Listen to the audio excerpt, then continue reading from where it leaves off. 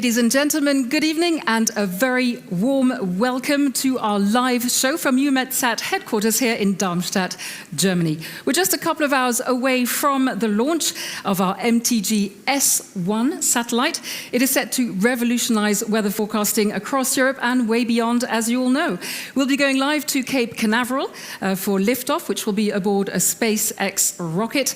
I'm Lisa Peterson, I'm a journalist, and I'm delighted to be your host tonight. There are many of us here tonight. You'll see them as you arrived, both here in the council room with us, but also in the main building, but also outside with Jocelyn. He's my co-pilot for the mission tonight, and we are super lucky with the weather. Jocelyn, what's the atmosphere like out there?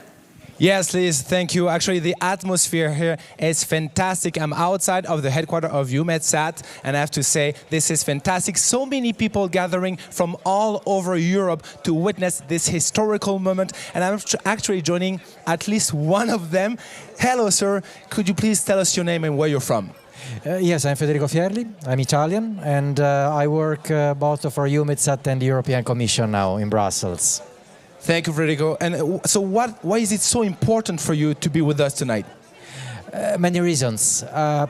Personal, because I'm part of EUMETSAT as well, and I worked on this object for 6 years. And it's really 6 years of work, as many of my colleagues here, that we have put on what is lifting up tonight. And also, in more general way, it's important because this is knowledge, this is passion of people, this is something that really may change and may improve our capability to take care of the environment. And that's very, very crucial now, especially now. Well, indeed, and we'll hear later why. Thank you so much, Federico, for your presence tonight. Thank you so much for your support. I am now joining Mark Lantry. Mark, also, you are known as the science guy, right, Mark? That's me. Thanks for being with us tonight. You are part of the influencers team who are energizing the MTG-S1 hashtag on social media, right? Energize is the word.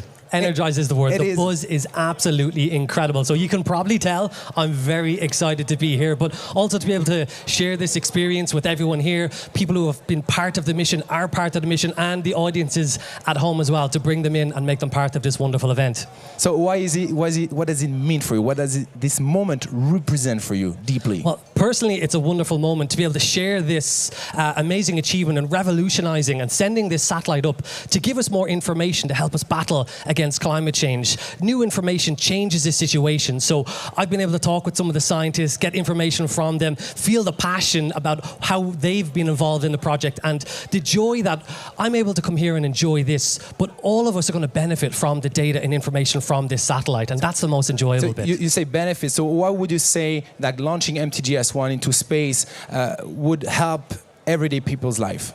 Why? So that's important, that everyday people are going to get information that directly affects their life as well. Whether it becomes helping with model forecast, better weather prediction, better weather forecast, live storm tracking as well, and monitoring of extreme weather events, which all of us will get impacted on at some point in our lives. And it's important to get real-time information, fast, precise, and accurate, so we can make decisions for ourselves that protect us and protect lives. So that's one of the most amazing things about the satellite, that it will give information that helps save people's lives. Thank you, Mark. Thank you for being with us tonight. Liz, this is it for now. I will see you soon with more guests. Thank you. Fantastic. My goodness, what an energy out there. Wonderful. Well, I'll be coming out but later because it's still really, really warm here. So I've got air conditioning. We've all got air conditioning. So we're the lucky ones. To officially kick things off, we have a message from Patrick Schnieder. He is the Transport Minister of Germany. And of course, Germany is the host country of EUMETSAT. He couldn't be with us tonight, but he has this message for you. Director General Evans, distinguished guests, ladies and gentlemen.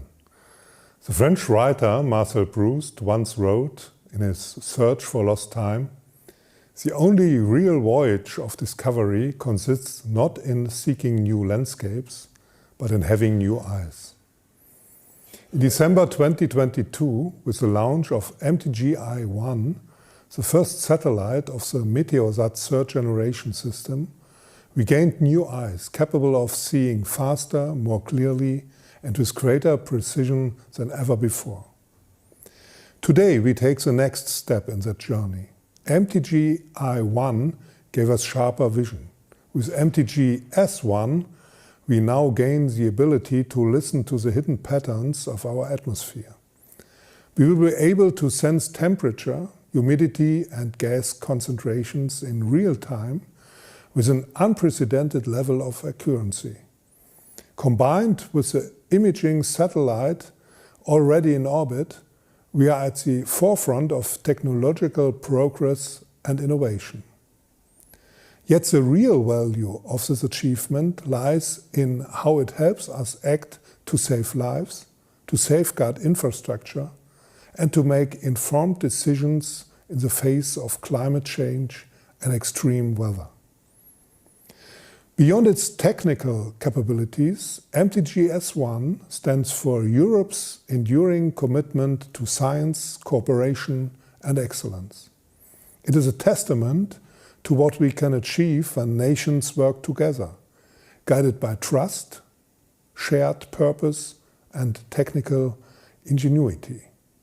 Cross-border scientific collaboration is one of Europe's greatest strengths and one we must preserve. In a world marked by crises and transformation, unity and open exchange are not only vital for science, but for the future of Europe itself. Institutions like EUMETSAT embody this European spirit. That is why Germany has supported EUMETSAT's mission from the very beginning and why it remains a proud and committed host state today. In reaffirming that support today, we are reminded that even in the vastness of space, progress begins with how we look, how we listen, and how we choose to respond to what we learn. In this spirit, all the best for today's launch and for MTG-S1 as it begins its important mission.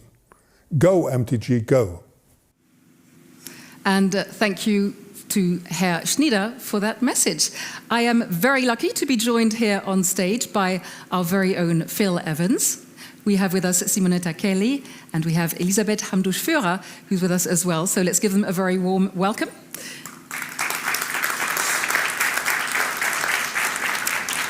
Phil, I was commenting on your beautiful shirt.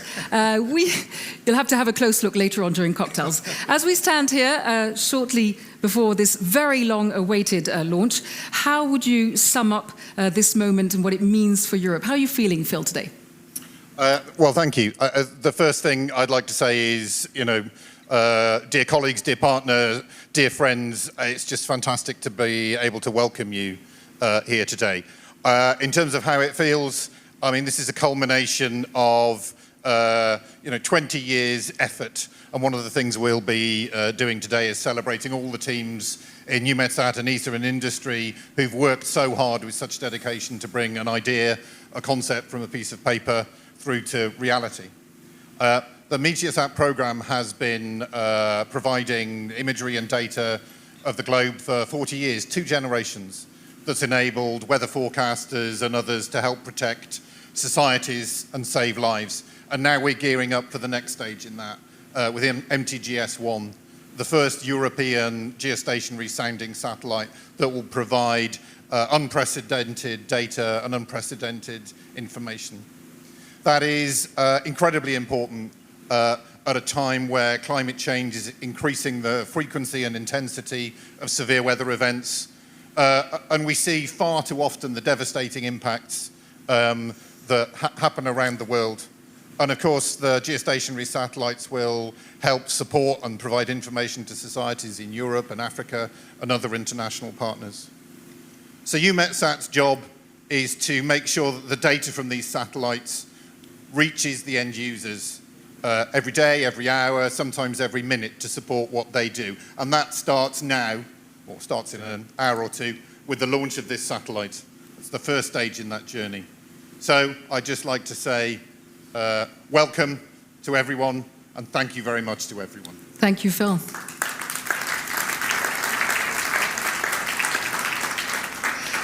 Simonetta, ESA is celebrating its 50th anniversary, half a century this year, so that's well, I know how it feels. So it marks half a century of excellence. It's a reminder, of course, of how important collaborations like this one between ESA, EUMETSAT and many other collaborators have made this kind of mission possible. So what have you to say tonight as we expect this launch? First of all, welcome to all the guests. Very happy to be here with our two partners at EUMETSAT premises, but with the European Commission. It's 50 years of ESA, but it's also 40 years of collaboration between ESA and EUMETSAT. And this MTG with the sounder on board is the third generation of meteorological missions we are building together. ESA is doing all the procurement, the industrial work, the technical management work, and EUMETSAT providing the requirements and distributing those data sets. It's a very good consolidated collaboration. This new mission is going to improve nowcasting, is going to help to foresee and forecast really extreme weather events, but also it has an instrument on board from Copernicus, very strong collaboration with the Commission. It's a Sentinel-4 instrument. It will help to enhance our information capabilities on atmosphere, on what we know about the atmosphere, all the greenhouse gases, the various elements, and really overall improving all the capabilities that we have collectively in Europe in Earth observation and meteorology. So thank you to everybody. Looking forward to the launch, and go MTG-S, go. Thank you very much. So, Elisabeth, can you just remind us in a nutshell what the role of the Commission is in this mission? Yes, so first of all, this is the result of a great partnership. The European Commission is leading on Copernicus, recognized now as the world's most advanced Earth observation system for environmental monitoring, and it's one of the flagships of the European Union's space program. And the European Commission is the program manager for Copernicus and also the owner of the satellites or instruments, as it's the case here with the Sentinel-4 instrument on board of the MTG satellite. And the Sentinel-4 instrument will give important capabilities to Copernicus. And as I said, it's thanks to a strong partnership with EUMETSAT and also with ESA. So thanks a lot for that. And also a strong partnership with the European Centre for Medium-Range Weather Forecast for the use of the data later on, and a strong partnership with industry who developed this instrument. A huge thank you to you, Elisabeth. Let's give Elisabeth a warm welcome, a hand. So, of course, none of this would be happening without one of the other key partners, which is the World Meteorological Organization. Secretary General Celeste Saulo could not be with us this evening, but she has sent us this message. Dear colleagues and friends, congratulations on yet another milestone. We at the World Meteorological Organization share your excitement and pride. The Meteosat Third Generation satellite system is set to revolutionize weather forecasting. It will enable more precise monitoring of our changing atmosphere, land, and oceans. Every time we check the weather, we rely on something bigger than technology. We rely on international trust, data, and cooperation.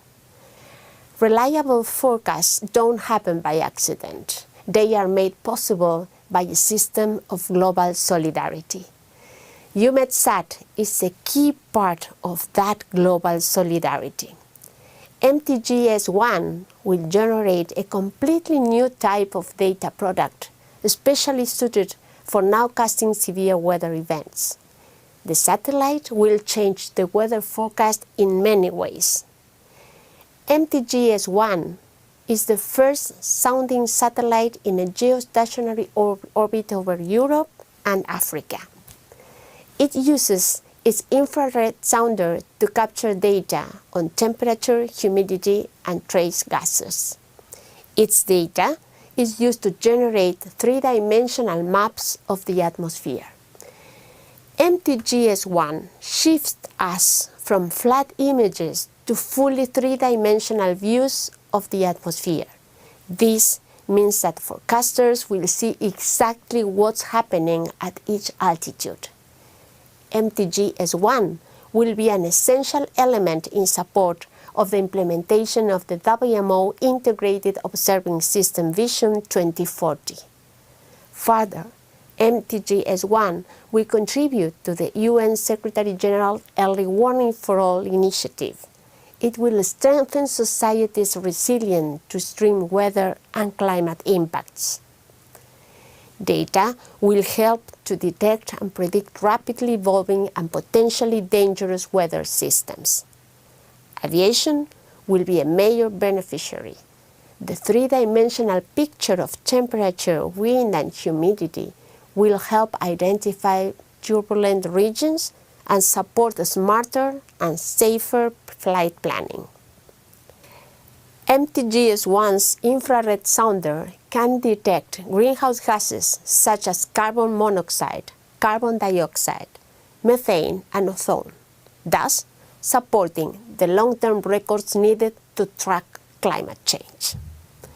WMO looks forward to a successful launch and to the delivery of operational data to the meteorological community.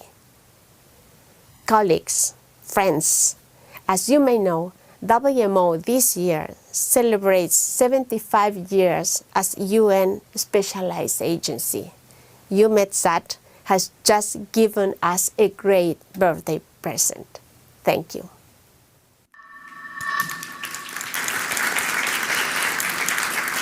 And thank you for that message from the WMO. And I saw you smiling, Simonetta, because, well, they are older than your organization. So well, thank you very much to our speakers, to the three of you, to our two remote speakers, for setting the stage and reminding us just how important this mission is for Earth observation. Now we're going to go back to the heart of the action with you, Jocelyn, outside. Back to you. Yes, Liz, thank you very much. I'm here with Sean. Sean, we've heard this is a very innovative satellite, and that will help us to collect a lot of data for the years to come. But could you please tell us, what does it mean for the future generations? Well, thanks, Jocelyn. I think obviously we're celebrating the launch of a new satellite today. We're also celebrating the launch of a new generation.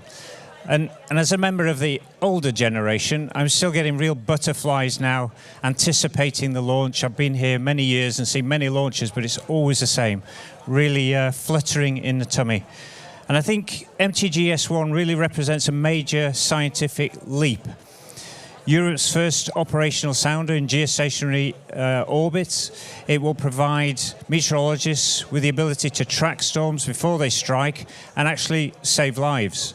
So before we, as we look up to the future of weather science, we're also reminded to look ahead to those who will live with the consequences. So with this in mind, the Spirit of the Weather Kids, a global campaign co-led by the WMO and the UNDP, asks a really haunting but very powerful question. What if the weather forecast came from the year 2050, delivered by a child, warning us of what might happen if we don't act today? This campaign went global. It aired in over 80 countries, from localized in more than 40 countries. A child's voice echoed across the airways from France 3 to CNN, from national broadcasts in Africa and Asia to digital billboards in Times Square and video games around the world. So why did this really touch people? This is because while satellites gives us data, as been explained, children give us urgency. The MTG-S1 satellite tells us what is happening, and the Weather Kids remind us why it really matters. So as we launch the MTG-S1 into orbit, this extraordinary tool of science, we're joined today by a very real symbol of that new generation, the other generation, the Weather Kid. So a voice for tomorrow, here with us today. Thank you, Sean. Thank you indeed. This is a beautiful campaign, and actually, fast forward to 2050, Deshna is here with us tonight, and she's about to show us how tomorrow's weather forecast could sound like. Hi, I'm Deshna with a very special weather report. From up there to down here, everything is crazy. If we don't listen to scientists now, things are going to be even crazier when I grow up. Let's look at the forecast for 2050. Heat waves will affect 94% of children, making playing outside a thing of the past. And severe droughts will wipe out wheat crops, killing the one food my sister eats, bread. And disasters will cost taxpayers almost $6 trillion. My parents hate taxes. Of course, all of this is caused by a blanket of heat-trapping pollution in the atmosphere that we could just, not put up there. But don't worry, there's still a chance of clear skies. Right now, clean energy systems are moving in from the east to the west, creating tons of cool jobs. And solar prices have dropped lower than oil and gas. Going to the satellite, it looks like a high-pressure system of grown-ups could still move in and protect kids from an avalanche of really bad stuff. Some gusty political winds ahead, but they're no match for the power of Hurricane Felicia. That's my mom. We'll keep you posted as we track if adults stop wasting time and solve this totally solvable problem, because it's not just a weather report to us, it's our future. Deshna, thank you very much and congratulations on your performance. Wow, this is quite touching, to be honest. You already joined us. You're here. Oh my gosh. Okay, you're pretty fast. I'm going to ask a question to Sean first, okay, if you don't mind, Deshna. Congrats to you. So Sean, why does it resonate so deeply, making us feel responsible for taking actions now? Well, I think all of us have families. Children, I have 3 children, so ensuring our kids are really safe and can have a nice life is the basis of everything we do here in EUMETSAT. We're an operational agency providing data to our member states so they can make informed decisions to manage the planet for the next generation. Sure, indeed. And you, Deshna, so if you just tonight send a message into space, like this satellite, what would you like the world to hear? We are running out of time for denial and delay. Climate change is not a distant threat anymore. It's okay. Sorry.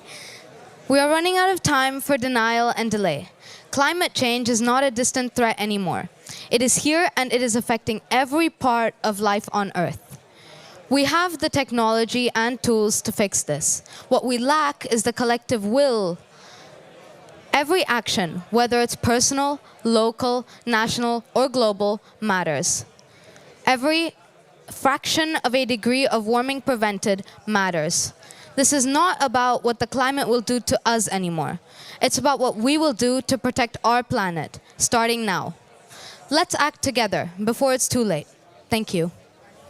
Thank you very much, Deshna. Thank you so much. I understand your emotion tonight, first of all, to speak in front of the camera, knowing by heart your message.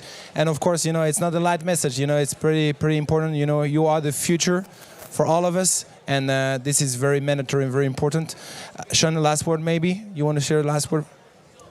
I just think it's incredibly touching to hear you speak, and it's said with passion. And I wholeheartedly agree. Thank you very, very much. Thank you. Thank you both. Thank you very much. Liz, back to you. Well, thank you so much. And I think here, you should have seen, there were a lot of clapping. Everyone here, Deshna, thought you were amazing. Well done. Well done.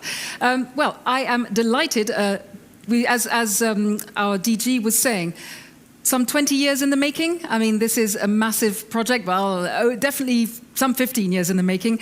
So it's a long journey. And we're going to hear now from you guys, from the teams that have brought this extraordinary satellite to life. I am here with Peter van den Bram-Busse. We have practiced this one. You're from ESA. Rüdiger Schönfeld, that's easy for me, from OHB, and Bertrand Denis from Thales Alenia Space. Gentlemen, a very warm welcome. Let's give them a welcome. Peter, I'd like to start with you. Of course, the agency has been steering this mission alongside EUMETSAT, among others. So what exactly has ESA's role been in developing the satellite and, of course, in the broader MTG program? We start by defining the system and instrument requirements. And we also define the quality requirements that are applicable to the industrial contracts. For that, as Simonetta said, we start from the user requirements that we receive from EUMETSAT. And then industry, they do the design and the manufacturing of the satellites. And ESA we place the industrial contracts, we follow up the developments in progress meetings and reviews. And when they define the requirements, it's important we pay attention that we stay on the right side of technical feasibility, but at the same time we try to maximize the return for the users. And sometimes it happens that a certain requirement is not, we discover it's not achievable, and then we sit together with industry and we find a solution together. So what is it that makes this satellite so very unique? What's unique about MTG, in the first place, that are the amazing instruments that are on MTG, both I and S. But I'm sure that my MTG and Sentinel-4 colleagues will talk about that later. What's also special about MTG is that it's a geostationary satellite. Yeah. Geostationary means it has an orbit such that it makes one rotation of the Earth in one day, so it can follow the Earth when it's on the equator. So it can all the time take the same image on a very regular basis of Europe and Africa, but also it has continuous contact with the ground station and EUMETSAT such that it can transfer the data without almost no delay to the users. It also has a drawback because geostationary is far away. It's 60 times further away than most satellites, so it's important that the instrument zooms a lot, which is an extra challenge for the instrument design to zoom so much, but also for the mechanical design, because if you zoom a lot, it's very important the image is stable. So it's very important that there are no vibrations on the satellite, because the smallest vibration will cause a big displacement on the Earth. So that's a big challenge. So I think we're going to hear more about these particular challenges from our next speaker. So Rüdiger, thank you very much, Peter, for that. Rüdiger, OHB, of course, has played a major role in developing the satellite. I'd like to know what your teams have been up to. Can you tell us more about that? Yes. And if you want to show us close up, your satellite is right here. Yes, I could. but first I would like to thank you for being here and for this important moment in time that we hopefully have a successful launch of the MTG satellite, which is really a big milestone. So what is the role, the responsibility of OHB? So first, let me say, as explained, the MTG is composed basically of 3 missions: the Imager, the Sounder, and the Sentinel-4 mission. And there's one type of satellite which serves for the 2 missions, the Sounder and the Sentinel. This is what we're calling the Sounder satellite. And what we see here on top are the 2 major instruments. It's the IRS, that's a sounding instrument, and the Sentinel-4 for the Copernicus missions. And our responsibility at OHB is, and was, and is still, to build the satellite here with its 2 main instruments. But in addition to this, with our partner TAS, we were responsible to develop and build a platform, a common platform suitable to serve for the 2 missions, also for the Imager mission, in order to benefit from this commonality. And I can say, within our team with TAS, we achieved a high degree of commonality, and this is also a big achievement. So, and in addition, our responsibility was also to provide the telescopes for the FCI instrument, which is the main instrument of the Imager, working since now, I think, 2 years in orbit and is now in operation. And how about the further challenges that you encountered, which Peter was mentioning? Yeah, Peter already described it very well. The main challenge was to transfer this technology to a level that provides the same accuracy, the same type of data as from low LEO orbit, because from these missions we knew the potential of these sounding missions.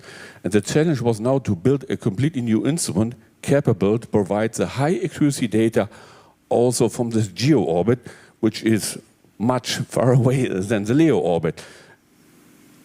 Okay. Anything you would like to add before I move on to our friend from TAS?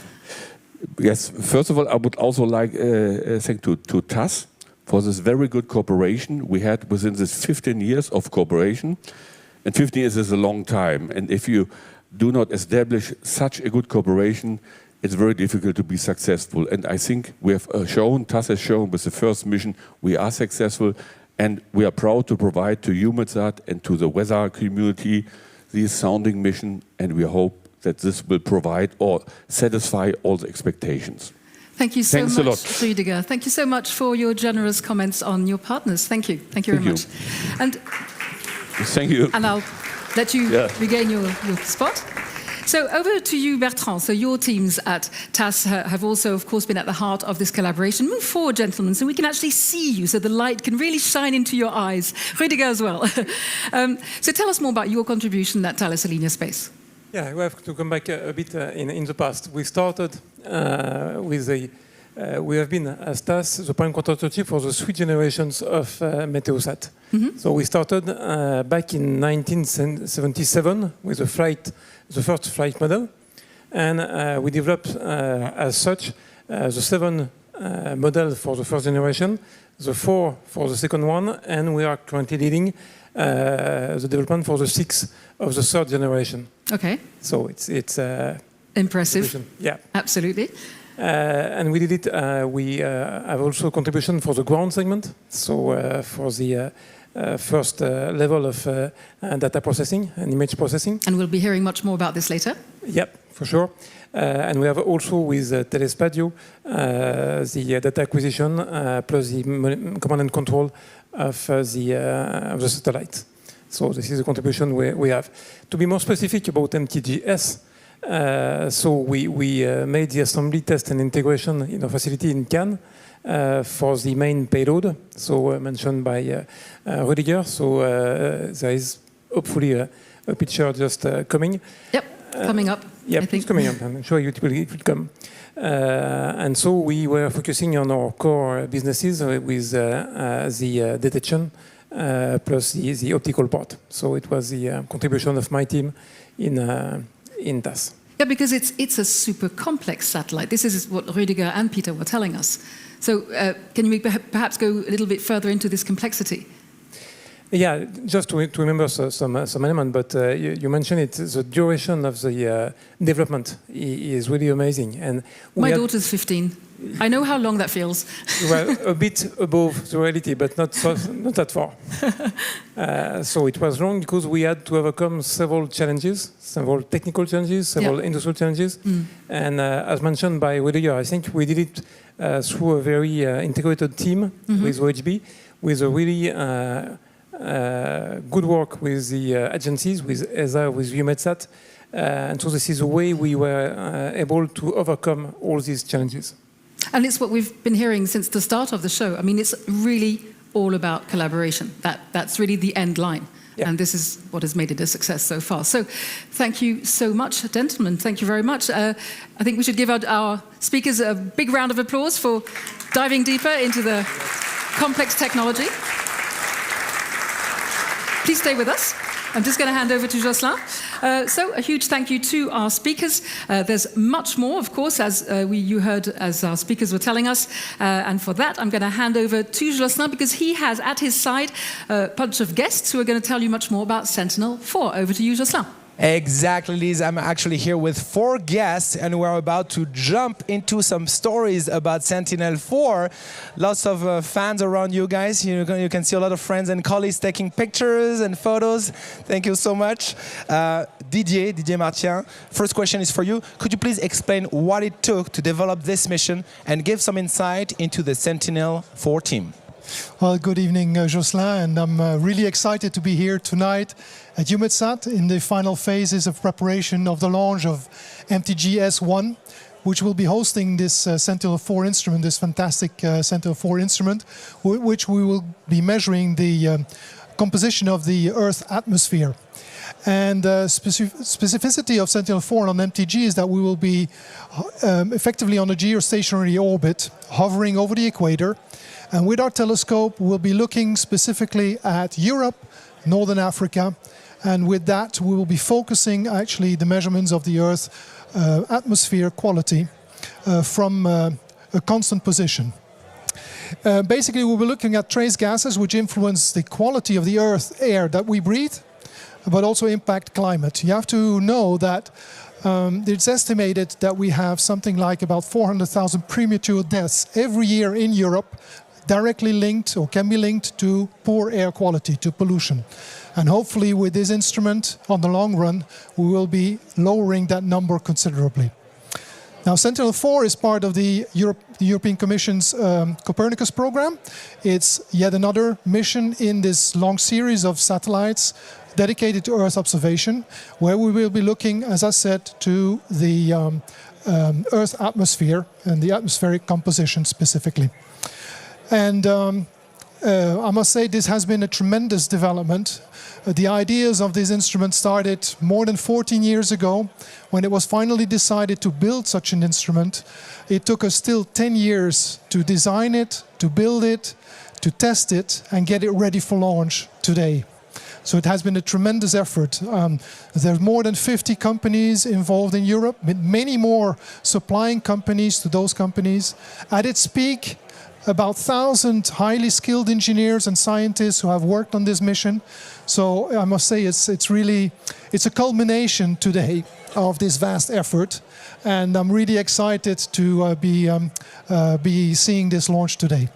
Well, thank you very much. Yeah, I can feel your excitement, especially after 14 years, like you said. Ben, for you, what makes Sentinel-4 so unique, and why is it so important to make air quality observations, but with a narrowly revisit time? First of all, I want to thank you for having me here. I'm the Sentinel-4 and Sentinel-5 mission scientist, and I'm super excited after the long time I've been involved in this project to witness now today, and I'm very much hoping to see a successful launch later today. I would like to mention already that in 1 month and a half we will we have another launch planned which brings Sentinel-5 into space. So I'm mission scientist for the two. And I had hoped they would not grow too far apart in time, but now they come almost at the same time, and it's like getting twins. I'm super excited about both, and I'm very much afraid of the blast and wealth of data that will come on my head at the same time. So you were asking what makes Sentinel-4 so unique? It is the first European sensor that is geostationary and that looks at air quality with an hourly revisit time. And this is super important because air quality changes on very fast, very short time scales. The emissions, they change very quickly from the morning rush hour to the afternoon and so forth. There's a long change, and there's also a very strong change in the photochemistry. So all the complicated chemical reactions that happen in the atmosphere, they are very much time dependent and light dependent.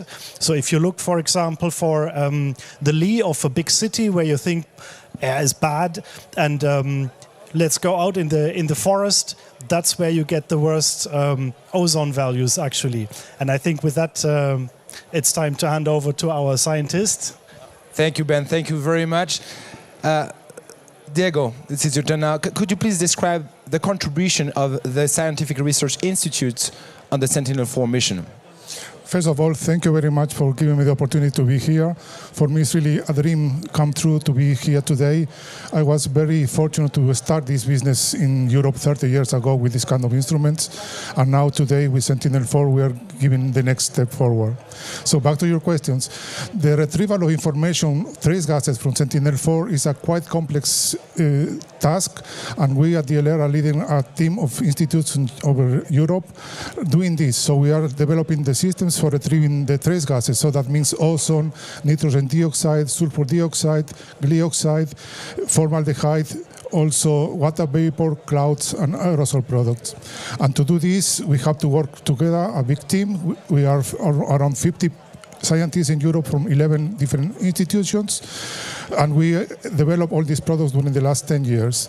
What you see here in the background is an image of tropomi. That's also an instrument that we are working with. We have ozone and also SO2 from tropomi, but only once per day. With Sentinel-4, we will have this information every hour, and that's really a big step forward for the future. And finally, I would like to thank really all the people that is working with us during all this time, and also the colleagues from ESA and EUMETSAT for the really great collaboration. So it used to be once a day, now it's 24 times more, right? Exactly. Huge improvement. That's a huge improvement, but it's also a huge challenge to process all this data. We have to develop really a quite complex system. We have a total of 20 software applications. In total, it's more than 1 million lines of code, and also, of course, everything described in documents. And the system is already integrated here in EUMETSAT in the ground segment, and is now actually being tested so that we can really process the data from the beginning, from the mission. Diego, thank you very much. Last question for Christophe. Christophe, you know. Could you please explain what were the main challenges, the main technical challenges for your team to overcome, please? Yes. Thank you, first of all, for having me here tonight, and many thanks to EUMETSAT for hosting this beautiful evening here in Darmstadt. I feel incredibly privileged to be here as a representative of Airbus Defence and Space, as a representative also of the Sentinel-4 consortium, and we are all excited about this launch tonight, and we cannot wait to see our instrument deliver data from the geostationary Earth orbit, finally, after so many years of hard work. So about your question, basically this program has never been short of challenges. For us it started well before 2010 already, defining the first concepts, setting up the architecture that would allow for measuring these minute quantities of pollutants in the atmosphere. And it only ended very recently, beginning of the year, basically, when we completed the description of the characteristics of the instrument, which is a key element to the data processing, so that eventually scientists would be able to distinguish the effects in the atmosphere and the contribution that is added by our instrument. So that's very important. But okay, with the 12 years of experience that I have in Sentinel-4, I think without a doubt the most difficult job overall was to build the optical system of this instrument. And the optical system meaning the telescope, the two spectrometers inside, there are two focal plane assemblies inside, and a structure that holds all this in place. So this required really all of our partners to go above and beyond to push technology to the next level. And okay, we have done it successfully. You've done it successfully, Christophe. I'm sure you did. Congratulations on all your hard work, all of you guys. This is a teamwork. Thank you so much for your time. Thank you for being with us. Liz, we are back to you. Thank you so much, Jocelyn. You have some fantastic and very enthusiastic speakers, but so do I. I am not jealous because I am here with you, Jochen Grandel and Laurence Roy. Thank you so much for joining us, because now we're going to have a look at what this means for users. We're going to start with you, Jochen. The new infrared sounder is a game changer. We've heard that word quite a few times this evening. So how is it going to help meteorologists detect dangerous storms before they even arrive? Well, there's this thing called atmospheric instability that we hear a lot mentioned. I mean, it is either is in the atmosphere or isn't. That is something that forms, let's say, is there before the clouds form, if we have instability there. So we can't see that with our eyes.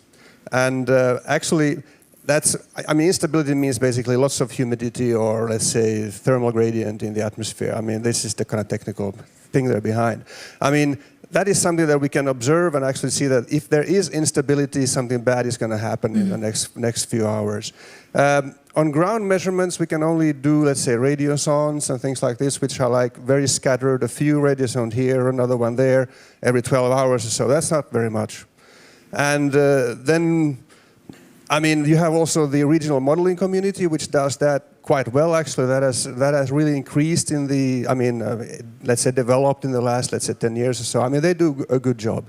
But they are not so good at maybe seeing the kind of a convective initiation point, let's say, spot or point. And they also need the data from us to actually improve that. And that's where the IRS comes into play, because then from that we get the atmospheric profiles of humidity and set temperature and every 30 minutes and everywhere over the full disk. And that's what creates a shift in early detection. Exactly. That's what helps us then, because that is before the clouds form. Okay, super clear. So, of course, as we've said earlier, MTG-S1 is part of a much larger system. So can you give us a full picture and tell us how it works together with the first satellite that we launched a year and a half ago? Indeed. I mean, MTG-I1, we now call the Meteosat 12, was a very good start. 2.5 years ago. Yeah, that was a very good start. And that provided us with the imager and the lightning imager. And I would say the IRS kind of is the first piece of the puzzle. It goes kind of before that. So with the IRS, as I just explained, it actually sees the situation before the convection starts. So before we have the clouds, when we start actually seeing this kind of mushroom cloud, let's say, forming, that doesn't happen with in this stage yet. Then with the imager, which we had already in the earliest generation, the MTG second generation and so on, or MSG. Meteosat Second Generation. We have a lot of time. Yeah, we have so many Meteosats, you know. Anyway, so the imager can see the clouds and the cloud tops and let's say the cold spots on the cloud tops, which are quite important indeed. They are very important, but there are many of those. So we don't necessarily see or know which is the important ones to concentrate from the forecasting point of view. Where does the forecast actually issue a warning? Is it here or is it there? Is it 50 kilometers north or south? You have many of these these cold cloud tops there. And that's where the lightning imager comes into picture, because it actually shows us where the convective storm is actually most active.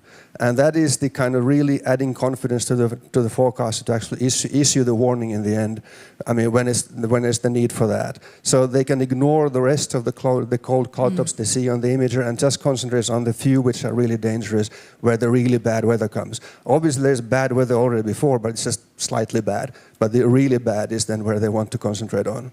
Okay, and we're actually going to be hearing from these forecasters that you're talking about shortly. They're going to tell us exactly how they're going to be using this new data. Anything you wanted to add, Jochen, or are we ready to move on? I think Lars? we move on, yes. Lars, thank you so much, Jochen, for your very detailed explanations. So from tracking storms to actually tracking something more invisible and, of course, just as critical, and that's air quality. Lars, having your eyes on quality from space in real time, as we've said tonight, over Europe and Africa, is this going to be a real turning point? So what kind of impact is this going to have, for instance, on public health and climate action, on policy?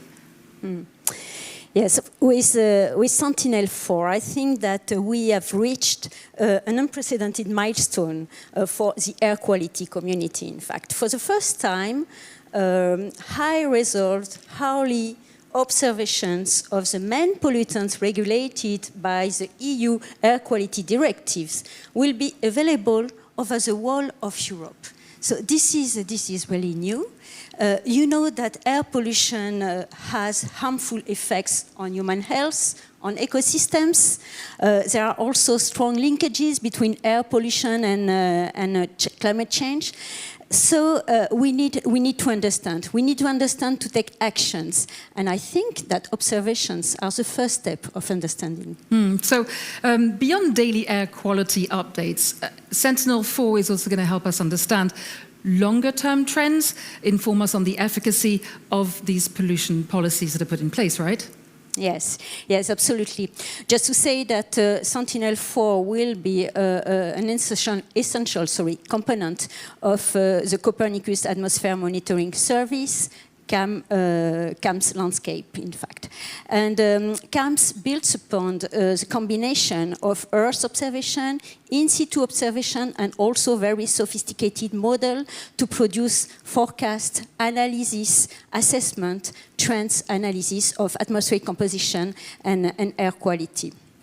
And that's very important to, so just you see behind me an example of what we already produce within CAMS. This is really focused on air quality issue. I hope that we will do more thanks to Sentinel-4. So just an illustration of how we monitor and forecast air pollution episodes. On the left side, you see how the Canadian wildfires that happened a couple of weeks ago, combined with desert dust from Sahara to impact Europe, the European domain, and to increase particulate matter concentrations. And you also see a representation on the right side of the ozone episodes that we have experienced in Europe 2 weeks ago. and that starts again today and this week. And this is a kind of thing that we will develop. So this is for the forecasting part that allows to inform the public, to inform the policymakers to take short-term actions. On a longer perspective, with assessment, with trends analysis, we can develop or we can assess the efficiency of the mitigation strategies that are decided, that are mostly based on emission reduction strategies. And to conclude, I hope that Sentinel-4 will also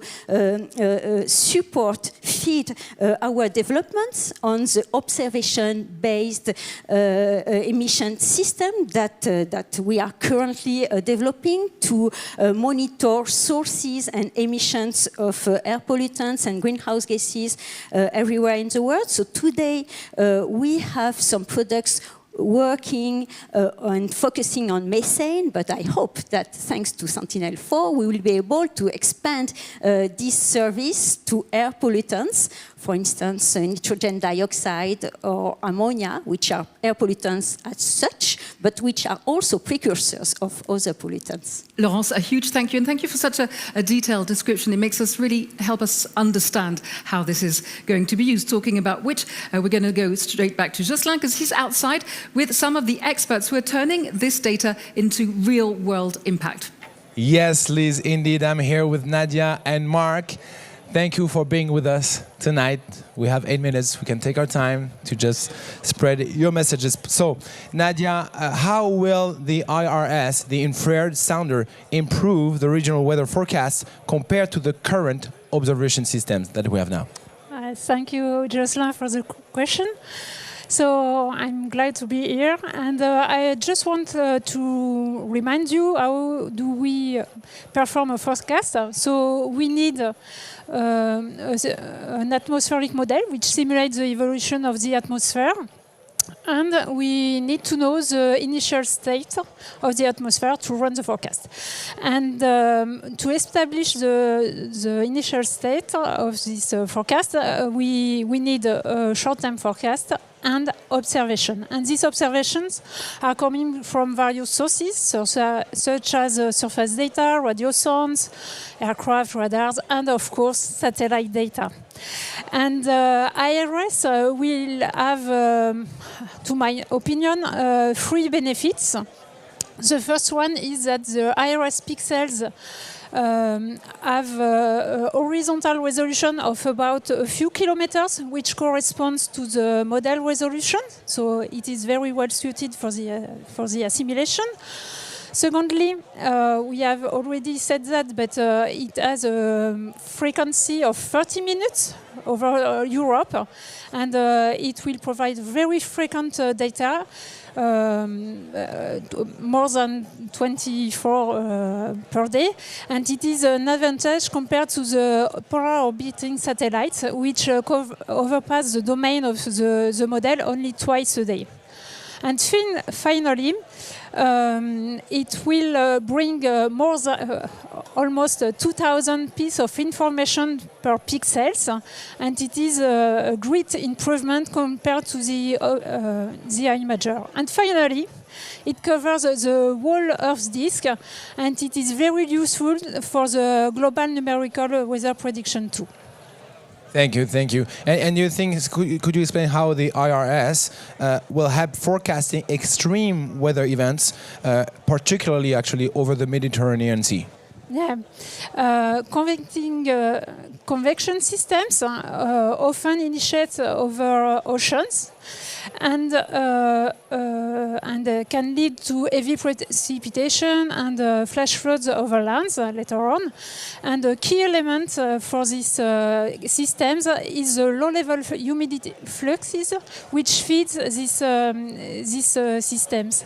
And IRS has the capability to analyze this humidity at low level, and it will allows us to follow the initial state of the system, and then to provide a good description of the environment of the thunderstorms. Thank you. I know we'll go deeply into that later with you, Mark. Maybe we have time for one more question. So beyond the traditional weather forecasting, how will IRS contribute to Earth system modeling and understanding long-term processes like the diurnal cycle? Yes, the IRS spectrum covers a large range of species. So we are able to retrieve some information on temperature and humidity. But this spectrum is also sensitive to ozone, carbon monoxide, and aerosol and desert dust. And we are developing a new Earth system modeling. That means that we are not only taking into account atmosphere, but we are also taking into account surface and atmospheric composition, and IRS has the capability to initiate these models. Thank you very much, Nadia. Mark, will weather forecaster be using IRS data on daily basis, but directly from Yes, work? they will. So as well as what Nadia has spoken about, which is the incredibly important element of getting the data into the models that forecasters use, alongside that they'll be looking at the data directly. So what they're going to have is in Europe every half an hour, all around that geostationary disk, at least every 6 hours, information about the three-dimensional humidity and temperature structures in the atmosphere. And what they can do with those observations is actually something we're going to have to learn. We've never had such a rich amount of data before. But what we're expecting to happen is, for example, as Jochen was mentioning earlier, the ingredients of those summer convection storms, understanding where is the moisture, where is the humidity, where are the things that are going to enable that air to rise and these summer thunderstorms to start, or processes that actually inhibit that and don't let it get kicked off. Because that can then lead the forecasters to better inform people where exactly are the places of risk in my area of watch. Do I warn people here? This is okay. Maybe later on there's more chance of developing here. So it's an incredibly important set of observations to have.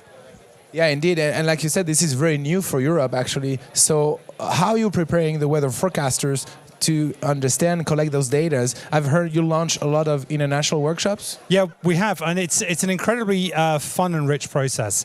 The satellite programs are complicated to do. The observations we have are complex. And there's an incredibly rich amount of learning across the globe. So very recently, for example, we had a workshop with folk from the US, folk from Asia. The Chinese have a satellite that's running at the moment that has a very similar observation. And we're able to learn from them what they've experienced from the colleagues around the world, what they've been able to do with similar data in the past, what kind of weather do we think it's going to be useful for, what exactly are the parameters we have to use, what are the products that we can develop from it. So it's an incredibly rich process, and it's also incredibly good fun to be involved in as well, because you're working with people from different cultures, different research backgrounds, really learning from each other. So it's a beautiful example of knowledge sharing turning into positive action. It's great fun. I love the stamina. It is great fun, especially to work as a team, globally speaking. And you mentioned, the collaboration or the understanding, outside of Europe. So what about outside of Europe for this satellite, Yeah, so as Nadia mentioned, the satellite observes the full geostationary disk from what we see. So we're getting observations in Europe every 30 minutes, but we're also getting observations across the whole Atlantic, out towards the Middle East and all of Africa, at least every 6 hours. And that's going to be a journey to explore how are these data going to be used for a similar set of circumstances. So looking at those severe storms or certain other weather events in all of those locations. I'm part of a couple of WhatsApp groups of forecasters in Africa and the Middle East who are all watching this, and there's lots of buzzing going on my phone because they're all really excited to see what can this data do for us. And that's one of the great things about satellite data, because we collect it, we process it, we pass it on, it gets out to the users, and they make it sing. They're the ones who make it become valuable by putting it into operations and turning it into warnings for the public in the future. And thank you very much, Nadia, Mark. Thank you so much for your time. Liz, I think we are back to you for the last part of the program just before the launch. right? Yep, absolutely. Thank you so much, Jocelyn.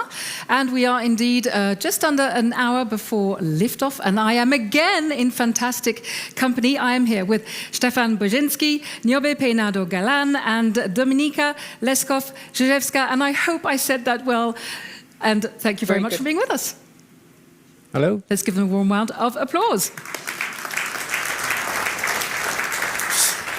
We're going to have a look at how the satellite, the data provided by the satellite is going to make, of course, a real difference for users. We've been discussing this for the last few minutes. Stefan, we're going to start. This is a really nice sequence. Are you all ready? This is super nice. Stefan, we're going to take a step back because we've had our nose right up against, oh no, sorry, it's back there, our lovely satellite, which is down there. But sometimes to understand the importance of what we're doing, we need to change perspective. And this is thankfully something Stefan told me about when we were preparing this sequence. So we're going to look at the bigger picture, and you're going to tell us how this mission is going to change the way we actually understand weather on our planet. Yes, it's a big question. Of course, everyone's excited to see the data one day, and I don't mind launch events, but my personal launch event will be when the data is actually flowing to the users, and I hope we'll be in as big a party as this one when this is happening. But stepping back a little bit, I want to talk about the overview effect. Who knows what the overview effect is? Sorry for interrupting, Stefan. Hands up. You're going to learn something today. Tell us. It's an effect that astronauts report when they have seen the Earth with the first time with their own eyes. And that goes back to the first astronauts more than 60 years ago. And they undergo a sudden realization, almost a mental transformation, seeing our beautiful planet, how fragile it is and how maybe unique it is out there in space. And the atmosphere is so thin, it's the skin of an apple, proportions maintained. And although we are all professionals and we serve professional users, I don't think we should stop marveling at the Earth and the Earth system. And of course, we cannot all travel to space, although space tourism is fledgling. But our Earth observation satellites have helped us greatly in seeing the Earth and understanding the Earth as a system. And MTG-S, of course, will be a tremendous contribution to that observation, to better understand and predict the Earth system. Yes, so exactly. So this is what you're explaining to us. It's a very humbling reminder. Thank you so much for sharing that. I definitely learned something from you. So we're going to be able to significantly improve the way we read the planet, is what you're saying. Can you explain a little bit more about that then? Let's get back to Earth. Yes, I mean, we've heard about this from Jochen and other speakers. But putting data into action is EUMETSAT's job, and we will operate the instruments and distribute the data to our users in real time and globally. And for IRS alone, it's 200 gigabytes per day in real time, so that's a lot of data. And they're very excited about it because simulations have shown that this data will have a big impact on the quality of weather forecasting. And the synergy also between infrared sounder and Sentinel-4 will be tremendous. So, that's how we believe the data will make an impact. Thank you very much. And we've already been over the geostationary satellite side of things, so I'm going to move straight on to you, Niobe. Thank you so much for sharing, Stefan. So we're going to zoom in from that big picture to the very real day-to-day decisions that meteorologists have to make, Niobe. You work at Spain's National Weather Service. You're a key user of the MTG system. So with your user's perspective, how is this new sounder going to improve forecasting, not just in Spain, but also further afield? Yes, sir. Thank you very much for the introduction. Good evening, everyone. This type of the severe convection can cause adverse effects at surface, so it is very important to monitor and predict with accuracy the severe convection. Currently, the new Meteosat Third Generation imager one with the flexible combined imager and the lighting imager provide valuable information about convection events and also from other weather structures. but the new MTG sounder with the infrared sounder on board will provide accurate measurements of temperature and humidity profiles, and therefore of instability indices. Here in this image we can see a supercell that occurred in the city of Soria. The photo was taken by José Quirantes, who is a member of the convection group in EUMETSAT and a storm chaser. And this type of severe convection, as well as other convection, are very important and can cause these adverse effects at surface. So it is very important to monitor and to predict them accuracy, not just in Spain, throughout Europe. And the new MTG-S, as I was saying, because I have seen the image and I wanted to remember him, the new sounder with the infrared sounder on board will provide accurate measurements of atmospheric and temperature images and humidity profiles with a vertical resolution never seen before on geostationary satellite. And it will allow a decisive improvement in the characterization of the preconvective environment where this phenomena can occur. So we can see an example of temperature and humidity profile derived from polar gases sensor data in the figure on the bottom left. And furthermore, this type of observation also will be assimilated by numerical models, so they will improve the forecast for sure also. Okay. Thank you very much, super clear, and thank you for the beautiful pictures. Yeah. You work on EUMETSAT's nowcasting satellite application facility. It's called SAF. What added value is this new sounder data going to bring to your users, Yes, I work at nowcasting staff, which is a key element in bringing users closer to satellite data. At nowcasting staff, we are developing several products to be able to use with this new technology. One of these products is the SI, that is the sounder satellite humidity and instability product that would provide temperature and humidity profiles and therefore instability indices to using the infrared sounder data in combination with surface station data. So this new product will allow to characterize and analyze with high accuracy the atmosphere and the severe convection phenomena. Yeah. Thank you so much, Niobe. It's Thank wonderful you. to actually hear from the users themselves. It really gives us a super precise, accurate, very concrete idea of what to expect. Over to you, Dominika. So we know the infrared sounder gives us data on humidity and temperature, but it goes much further than that, right? Yeah, that's very right. It will be able to provide also data on atmospheric composition. So we talked a lot about Sentinel-4, but actually IRS will be able to track some trace gases. So for example, carbon monoxide or sulfur dioxide. And that will be over the entire disk, so it's also very, very relevant for Africa, and over Europe it will be every 30 minutes. Exactly, and this is what Laurence was telling us about earlier, of course, concerning the Copernicus program. So the other instrument, which is hitching a ride on board the satellite, of course, is Sentinel-4. How is it going to contribute to providing a much better picture of Europe's atmosphere?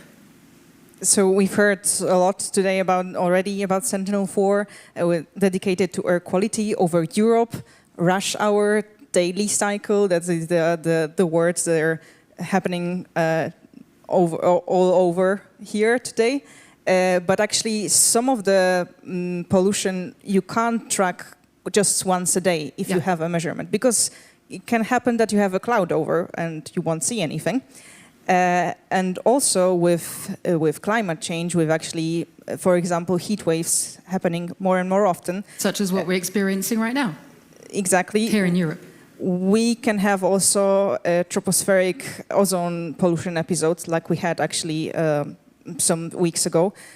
So that is very, very important to track. Together with Sentinel-4 with IRS, that will be even more amazing, if it can be.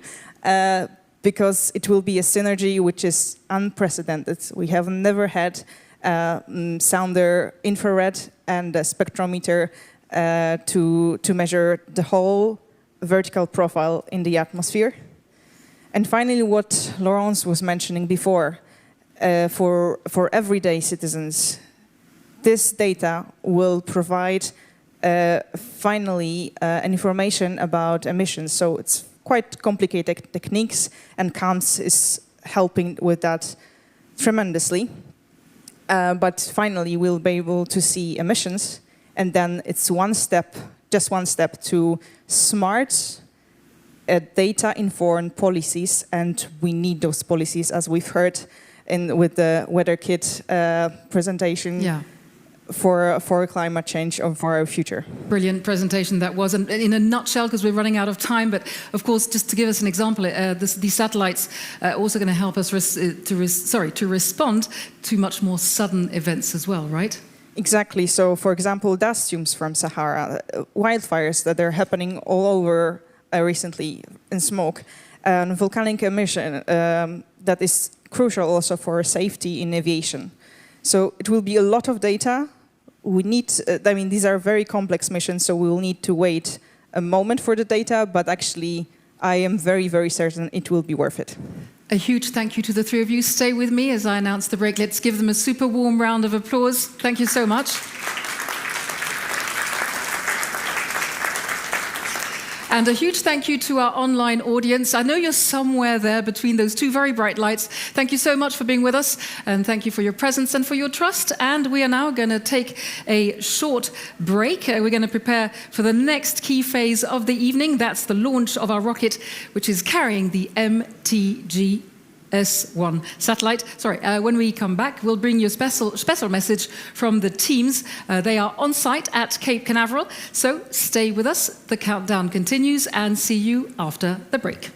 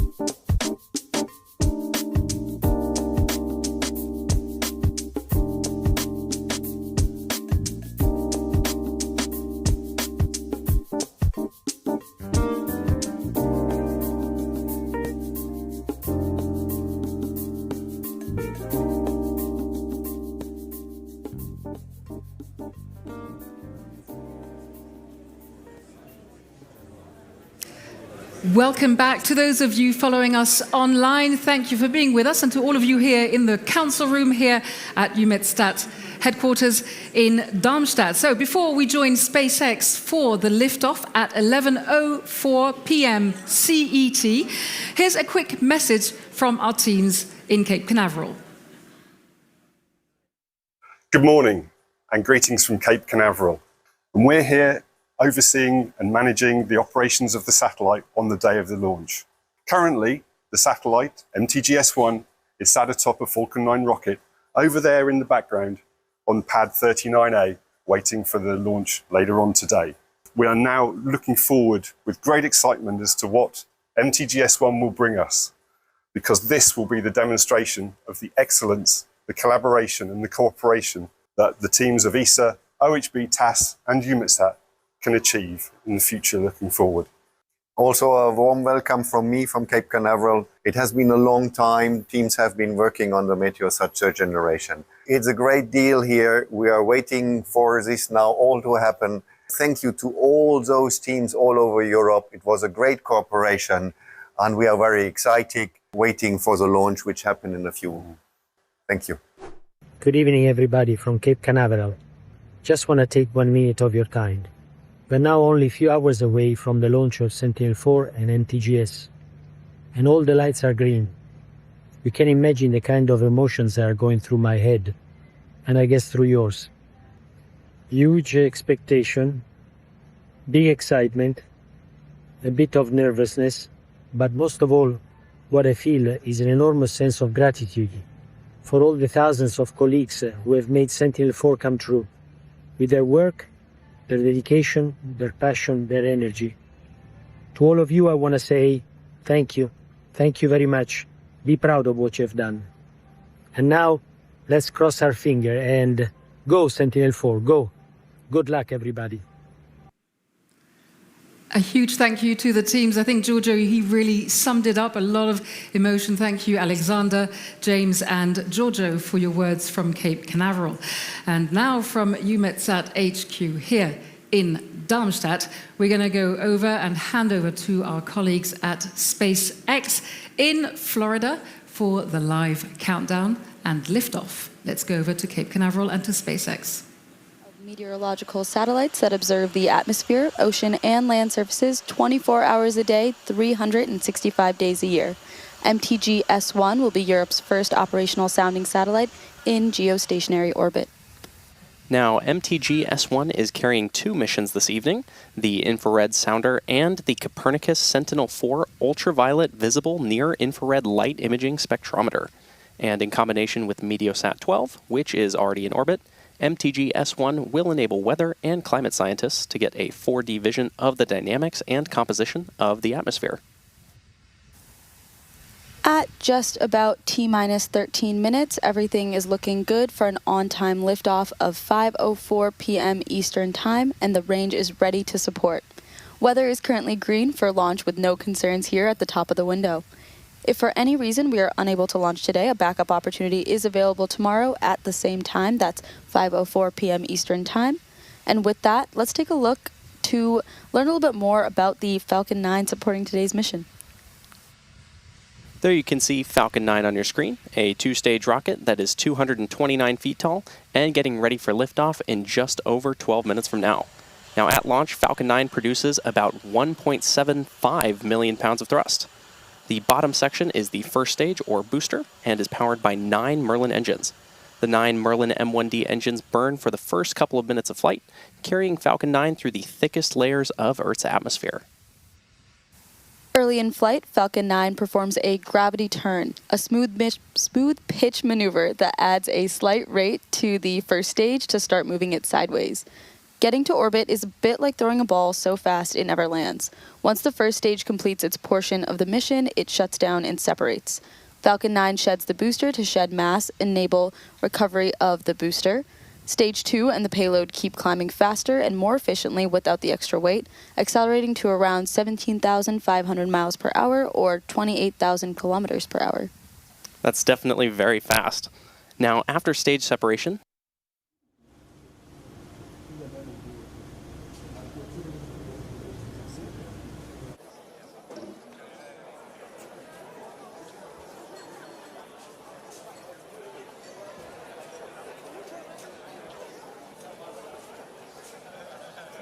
stage is powered by a single Merlin vacuum engine, also known as the MVAC. And with its extended nozzle and optimized design, the MVAC provides maximum performance in the vacuum of space. And tonight, we'll ignite that engine twice before deploying the MTG-S1 payload into orbit. Topping off the rocket stack is the payload fairing, a 17-foot wide carbon composite shell that protects the satellite during the uphill trip through the atmosphere. There's a photo of the payload being encapsulated in the fairing a few days ago. About 3 minutes into flight, both halves of the fairing will separate and parachute back to Earth. Both fairing halves on today's mission are flying for their first time today. If recovery goes to plan, the fairings will be pulled from the ocean and prepped to fly again on future launches. Now, so much of what makes Falcon 9 remarkable happens in flight. We have stages separating, the first stage landing itself on a drone ship in the middle of the ocean, fairings parachuting back to Earth, all ready for another flight to space. Every part of Falcon 9 is part of a larger design that comes together to do one thing, and that's to escape gravity. And that is the first step in building our multiplanetary future. And that's a future I'm definitely excited to be a part of. While the countdown continues, here is a video from our customer for today's mission, EUMETSAT. Day in, day out, we provide our data. It gets used by weather services and it's used to help people stay safe. All the data that goes into the weather forecast models so that they can then project it forward in time. A lot of what we do in supporting weather forecasting supports action. So the value from our data comes when somebody far down the line does something or makes a decision and takes an action. And today we're launching.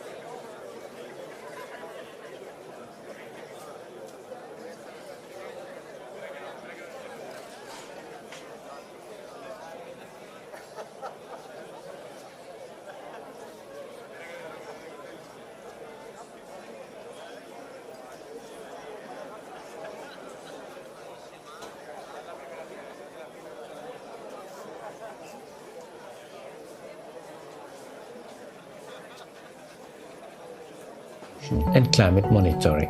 The infrared sounder can identify regions of instability in the atmosphere before clouds have even started to form. This will allow scientists and engineers to derive a four-dimensional picture of water vapor and temperature in the atmosphere. In combination with data from Meteosat 12, the synergies will bring impactful benefits to users. It will enable weather and climate scientists to get full division of the dynamics and composition of the atmosphere. Both these instruments are, frankly, masterpieces of technology, developed in Europe by European industry and European agencies. What excites us is the new information we will get with this data. It's not only the data itself, but it will provide more information that we have now, and that's really exciting. And we are looking forward to try to use that data in scientific and in an operational context and help the forecasters to use those data and those information to get better forecasts. MTG is the culmination of more than a decade of partnership. It takes from a project on paper to a spacecraft that will be launched today over a decade and involves thousands of people and consortium of more than 120 companies which are led by OHB. I would really like to thank all the teams involved in developing this truly outstanding satellite system. We are really looking forward to seeing this system operational in space, and that starts today with the launch.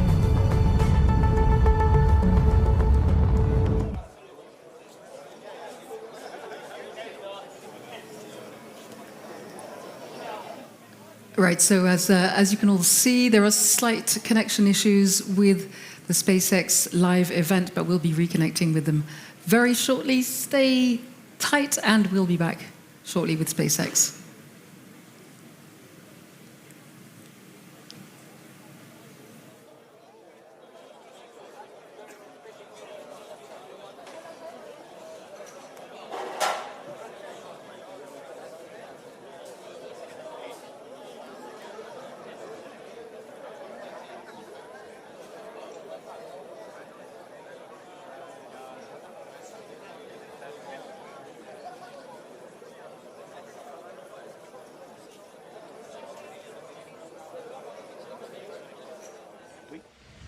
Good call out there for Stage 1 RP loading completion. Next up in the countdown, the Transporter Erector, or TE, will begin to retract away from Falcon 9. That's the large truss structure you see standing next to the rocket. It's hinged at the base and connected to the launch mount beneath the first stage. First, we'll see the clamp arms open around the Falcon 9 second stage.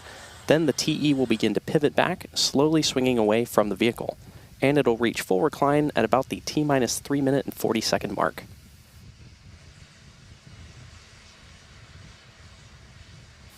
Still got a little time there. You might also hear that Transporter Erector, or TE, be called the Strong Back. It's the same structure, just a different name. The TE rolls Falcon 9 out to the pad, raises it vertical, and stays connected through the final seconds to launch. It provides fuel, power, telemetry, and command connections between ground systems and Falcon 9.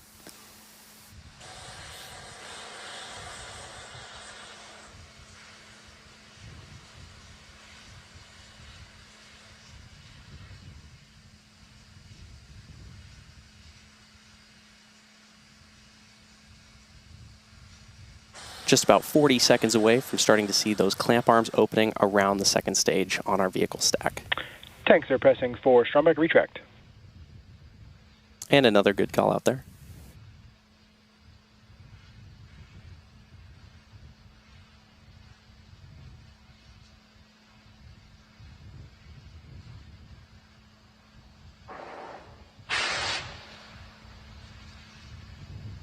Those clamps that you see at the top of the TE help stabilize the second stage ahead of launch. As they open, retract has started.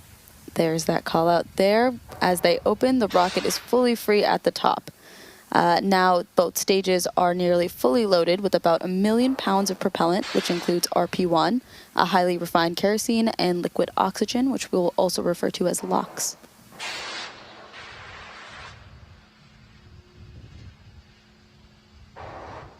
And there you can see those clamp arms beginning to open around the second stage there on your screen.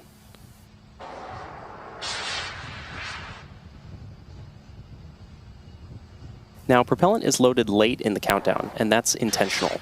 Colder propellants are denser, and denser propellants mean more performance out of the same tanks. The colder it is, the more mass that you can move. And before any of that propellant flows, the plumbing and engines get chilled down, and that prevents thermal shock and boil off when the ultra-cold liquid starts moving. And you may hear that referred to as engine chill. Loading wraps in 2 steps. The first stage finishes around T-minus 3 minutes, so we still have got around 30 seconds there, and then the second stage will finish about a minute later. You've probably noticed these white clouds venting from the rocket. It's actually condensation. As the liquid oxygen warms slightly inside the tanks, some of it kind of boils off, and then that gas is vented to manage the pressure. When the vented oxygen hits the warm air outside, it instantly condenses into clouds. It's the same principle as your breath on a cold morning, just a much bigger scale. Load complete. Good call out there. Now at the T-minus 60 second mark, Falcon 9 will enter startup, and at that point, the rocket's onboard flight computers will have taken over. And from then on, the countdown will be fully autonomous.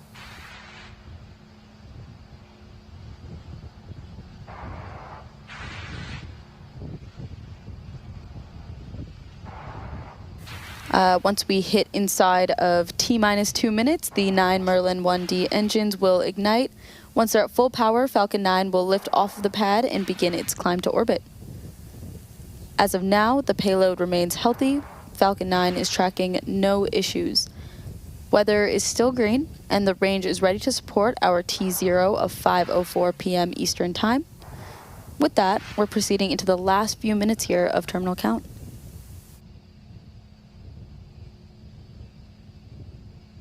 Coming up shortly, we should hear that. Stage 2 LOX load complete. And there's that call out for Stage 2 LOX loading completion. Falcon 9 is now fully loaded with 1 million pounds of kerosene fuel and liquid oxygen.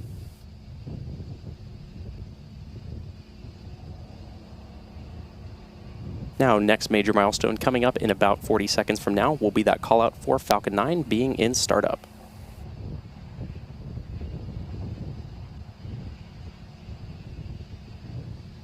Gas launch closeout.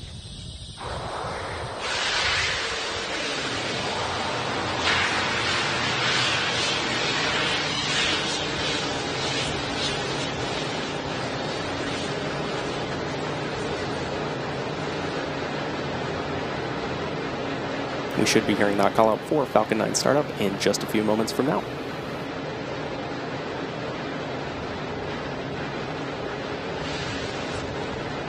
Falcon 9 is in startup. And great call out there. Lastly, we'll hear the final go, no-go from our launch director.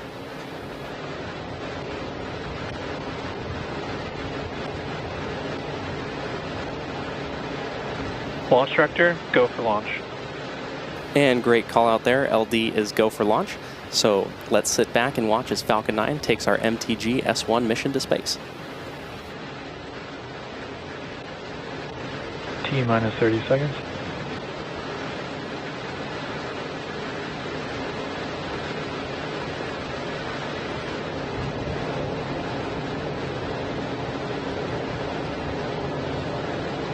T-minus 15.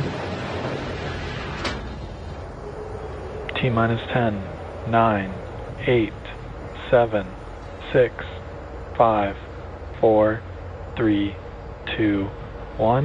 Ignition and liftoff. Go Falcon, go MTG-S1.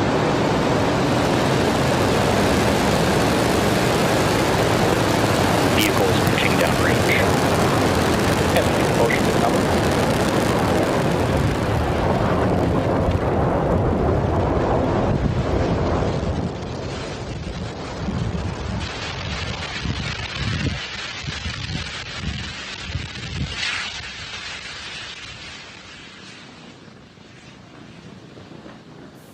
We've just passed 30 seconds and counting. Falcon 9 has successfully lifted off from Launch Complex 39A at Kennedy Space Center in Florida.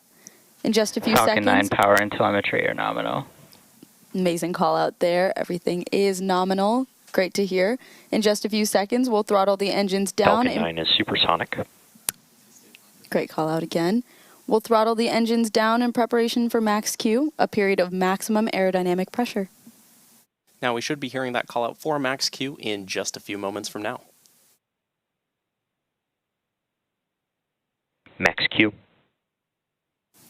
Amazing. So we just heard that call out for max Q. The rocket has just passed.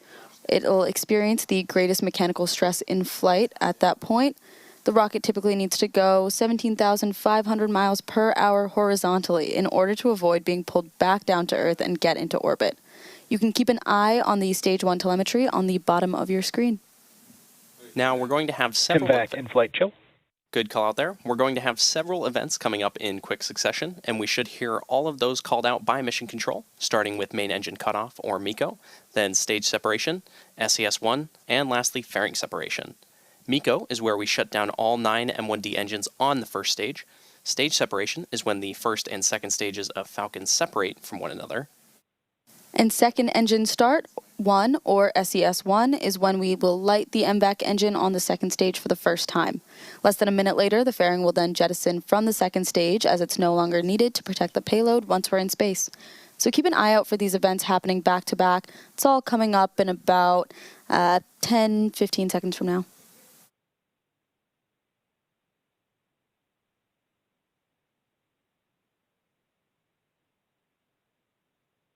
Just waiting on MECO. that. There's that MECO call out they were looking for. Stage separation confirmed.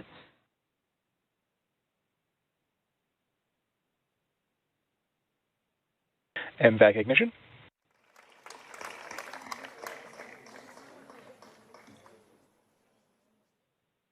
And there you heard and maybe even saw those events that happened back to back, which again were MECO, followed by stage separation, and then SES-1. And in just about 20 seconds from now, we'll have fairing separation.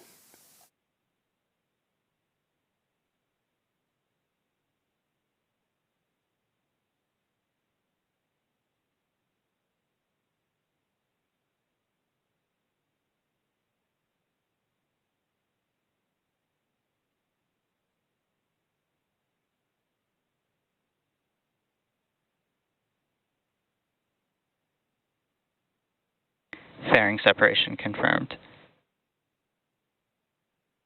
Amazing view there of fairing separation. Now, as we mentioned earlier, we will be attempting to retrieve these fairing halves once they fall back to Earth, and they'll be taken to shore by our ocean recovery vessel, Doug.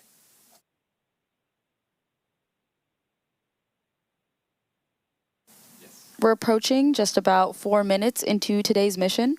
At about T plus 6 minutes, you should see on your screen first stage's entry burn. To start the entry burn, we're going to relight 3 M1D engines, starting with the center engine, known as E9, followed shortly after by E1 and E5, which is similar to pumping the brakes to slow down the vehicle as it passes back into Earth's atmosphere. We need to slow down to reduce re-entry forces, which then helps us recover and reuse the first stage.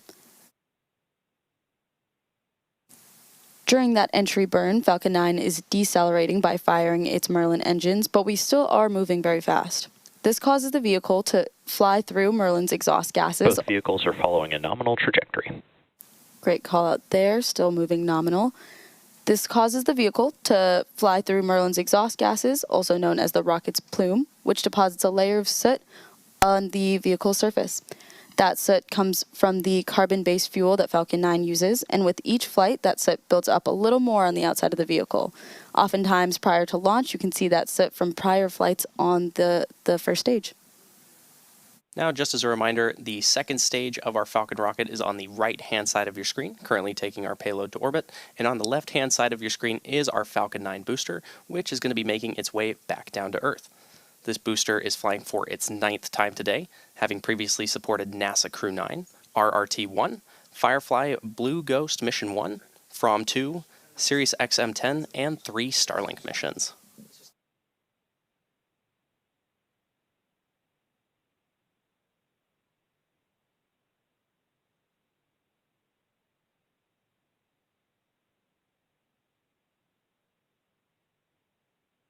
You can keep an eye on the telemetry of both stages at the bottom left-hand corner of your screen for the booster and the right-hand side for the second stage. Coming up in just about 20 seconds from now, we should be hearing the call-out for the entry burn of the Falcon 9 first stage, which, as a reminder, is on the left-hand side of your screen.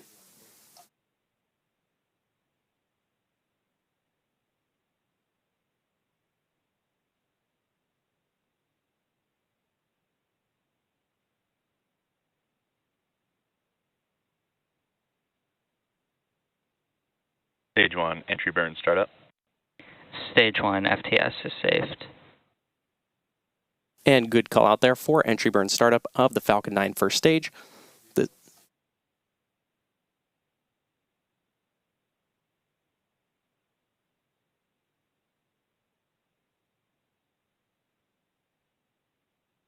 Stage 1, entry burn shutdown. And great call out there for entry burn shutdown of our Falcon 9 first stage. Great to hear. One of the most iconic things about Falcon 9 is its reusability. It's key to lowering the cost of spaceflight, which enables more investments in critical scientific research. The Falcon 9 first stage that is supporting today's mission is performing this entry burn for the 9th time. Now, the Merlins on the first stage are optimized for sea level, and these achieve 190,000 pounds of thrust each during ascent and descent. At liftoff, Falcon 9's first stage has thrust greater than 5 747 airplanes at full power. And the MVAC engine on the second stage, which has a much wider nozzle, is optimized to 220,500 pounds of thrust in vacuum. In a little over 30 seconds, the second stage Merlin vacuum engine will shut down. Stage 1, entry transonic. There's that call out there. And after that, we will start our landing burn on the first stage. Stage 2 is in terminal guidance. Stage 2, FTS is saved.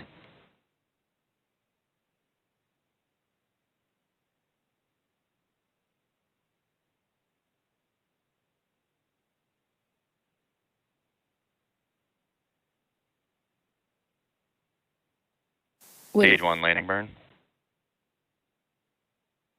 And good call out there for the landing burn start on our Falcon 9 first stage. Nominal orbit insertion.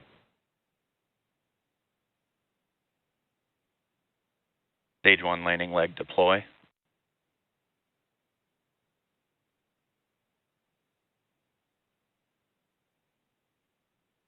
Stage 1, landing confirmed. And there's that call out of landing confirmation for our Falcon 9 first stage. As a reminder, this was the 9th launch and landing for this first stage, which previously launched NASA Crew 9, RRT-1, Firefly Blue Ghost Mission 1, FROM-2, Sirius XM-10, and 3 Starlink missions. We also heard a call out for nominal orbital insertion. And welcome back. And you just missed, I think you can start applauding again because you should see the atmosphere in this room. My goodness.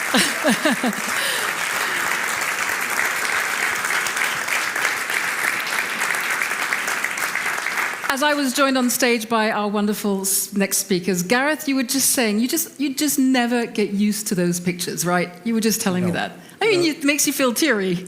It does. This is my 13th launch at EUMETSAT of a satellite, and it's still cool. And it's still. It is beyond cool. Yeah. So anyway, right, back to the show. Okay, so we are let me see, about 10 minutes after liftoff. Everything is running super smoothly. You saw that on the SpaceX program. I'm delighted to be with Gareth, Flavio, and Fausto, and we're going to hear all about the flight dynamics and the LEOP from you. We're going to start with you, Gareth. So, first of all, what happens when the satellite is released by the launcher? This will be happening in about, 30 minutes or so? Yeah, something like that. Just under 30 minutes. The satellite is able to detect that it's separated from the launch vehicle. And when that happens, it starts an automatic sequence, which is designed to preserve the satellite, look after it, keep it safe. The first thing it does is it turns on some units, but then it tries to make sure it has electrical power. And that means that it deploys the solar arrays, the big panels that fold out on the sides of the satellite, and it turns the spacecraft to point at the sun, so it maximizes the amount of power it's actually generating at the time. The other thing it does is it starts the setting up of the system to be able to move independently. So far, it's only been able to move because the rocket's been shoving it. Now it needs to prime what's called its unified propulsion system, which allows it to have a big motor, which will eventually be used to change the orbit. Once that's done, then it's a bit more relaxed. The LEOP control center in Ficino then works to communicate with the spacecraft, to have two-way communications, telemetry down to the ground, sending commands up.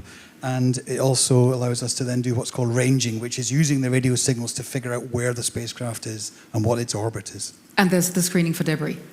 Say again? The screening for debris? Yes. The reason why we activate the propulsion system as early as possible is because we need to be able to move out of the way if there's anything that's likely to come close and cause a risk. And we do a screening of that immediately. We know the final orbit to make sure that it's not going to go into the path of anything. Okay, we don't have that much time, so we're going to run through the next phases as fast as we can. So, how is MTG-S1 being moved into its final orbit? Because it's significantly different to the previous satellite. It is. There is a slide which will explain a little bit, but we're launching from Florida, which is quite further north compared to Kourou in South America. Yep. So we can't launch in the same way. We have to go into a different orbit. Mm-hmm. This orbit is from 250 kilometers above the Earth up to 65,000 kilometers above the Earth. And we do that because by going that high, we can cheat physics and we can change the plane of the orbit much more easily. We're using much less fuel. Okay, and so the remaining activities that are performed during LEOP, what are those? Take us through those. Okay. In quick succession, we raise the perigee, we raise the lowest point in the orbit using 3 different burns because we want to make sure that we are as close to our final orbit as possible and to get away from the Van Allen radiation belts, which can damage the spacecraft if we spend too much time in them. We do 3 burns to do that, and we also lower the final orbit from 65,000 down to geostationary altitude as well. And we, as I said, we also turn the plane of the orbit so that it matches the equator. And we end up in an orbit that is basically, I say circular, but it's not quite, such that the spacecraft is then in the geostationary altitude, 35,786 kilometers, and it's drifting round that ring towards the final position, which is at 3.4 degrees west. Okay, all right, fantastic. And in a nutshell, we have the weather frog. He's here with us. Yes, Cooper is here. He's been here for the last 25 years. And he's brought us good luck today. And we've had good luck so far. Fingers crossed, we're not there yet. Thank you, exactly. Thank you very much, Gareth. So, Flavio, once the LEOP is complete, the next phase, of course, is commissioning the satellite. So you're going to take us through this phase. It's in orbit now. What happens next? Yes, with LEOP, the satellite reaches its orbit, and it's a bit like in the famous movie of Stanley Kubrick, it's a new entity delivered in space. At this stage, it cannot do much, but it's our job to transform this fantastic technological machine into a service to the European community, European citizens. For satellite, this is called the system commissioning, which is divided in two phases. One is the satellite in orbit verification, and the other one is a ground data processing test. They are both done with a joint team, an integrated team of EUMETSAT, ESA, and industry experts. And this is what basically allows us to turn this machine into a service for the user. During the commissioning, we have these two phases, which are in the beginning sequential. So first more on the satellite and then on system. But these two parts become more and more interleaved as we approach parts of a real operational scenario, and we basically mimic what service we perform in orbit for the users. Okay, so can you break down that commissioning phase? What happens and what do your teams have to do? Yes, I will maybe just go quickly close to the satellite. Yeah. We also have here a mock-up of a satellite. The in-orbit verification is divided in two parts. The one focusing on the platform, which is the bottom part of the satellite. The other one on the payloads. We perform maneuvers. We calibrate actuators and sensors, like the star tracker we see on this side, or the thrusters on the bottom. And we need to establish the optimal configuration for thermal and power, of course. For the payload, first thing we need to do is to unlock the protection device on the IRS, which is meant to protect it from the vibration of the launch we just saw. And then for both instruments, we need to perform the so-called decontamination, which is aimed at removing any sort of impurity that we may have on ground. And then we proceed having say configuration tables and sensor detection setting to optimize the quality of the imaging that we can do. Okay, so we're going to look a little further ahead. The satellite's fully operational. We're going to imagine that. How long is it going to be before it delivers? Well, over how many years will it be delivering services, and what kind of impact can users expect? So once the commissioning is successful, we relocate it from its test position 3.4 west to 0 degree, which is its operational position. It will be co-located there together with MTG-S1 and with Meteosat 10 at the moment. And from there, we will operate it for the rest of its lifetime, which is planned to be 8.5 years. But in the second generation, we managed to stretch a similar design lifetime for much, much more. So we hope we'll be able to do the same for MTG. This we do normally with what makes the key success of operation, which is flexibility, adaptability, readiness, and reactiveness, and of course, evolution through the time. And this is basically our plan for the future. The MTG-S instruments, together with the MTG-I, will provide a coherent, a unique data set for the atmosphere, and like never was done before. And this will complete the so-called weather cube, which promises to revolution the weather forecast, because it will enable finally the nowcasting and the air quality monitoring. And we can see the cube on the screen here. We've lost it here, but it's on the screen behind you. So this has been a long personal journey for you as well. I think you have a quick message for the teams involved. As well, thank you. Yes, it's been actually nearly 20 years I've been, let's say, working and contributing to the development of missions at EUMETSAT. So I am very pleased to see how far EUMETSAT has reached with the cooperation with the ESA and the industry, and which kind of service we can give to our users. And a big, big thank you to the teams of teams which is making this possible. And a huge thank you to you. Thank you so much. And we're going to, of course, come back to Earth. We've explored what happens in space. So over to you, Fausto. Sorry. I knew that. You knew it was going to happen, didn't you? We bet. Did you bet on it? How much did you bet? Yes. Oh, no, I had really focused very hard, but there we go. Sorry. Ground segment, of course, crucial part of the mission. Fausto. Can you start, first of all, by reminding us what the ground segment is? Yes, in simple words, and as the name says, the ground segments are a collection of elements that stays on ground and plays a role in satellite operations and in transforming the instrument data into valuable products for our users. While tonight it's all about sending a satellite into space and starting the LEOP, for us on the ground segment, we're still frantic working to make sure that everything is ready by the time we take over from the LEOP operations. And just like the satellite in space, also the ground segment needs to go through a commissioning phase in which we thoroughly testing all functionalities, and we make sure that the products meet the stringent requirements. In the ground segment, there are two main functions, the monitoring and control, which, as already explained, keeps the satellite and the instrument safe and in health. And then the data processing systems, which translates the raw instrument data into usable products and useful products. And this is actually the core of the system, is la raison d'être. So the reason why the MTG system exists is to turn space-based observations into useful, something useful on Earth.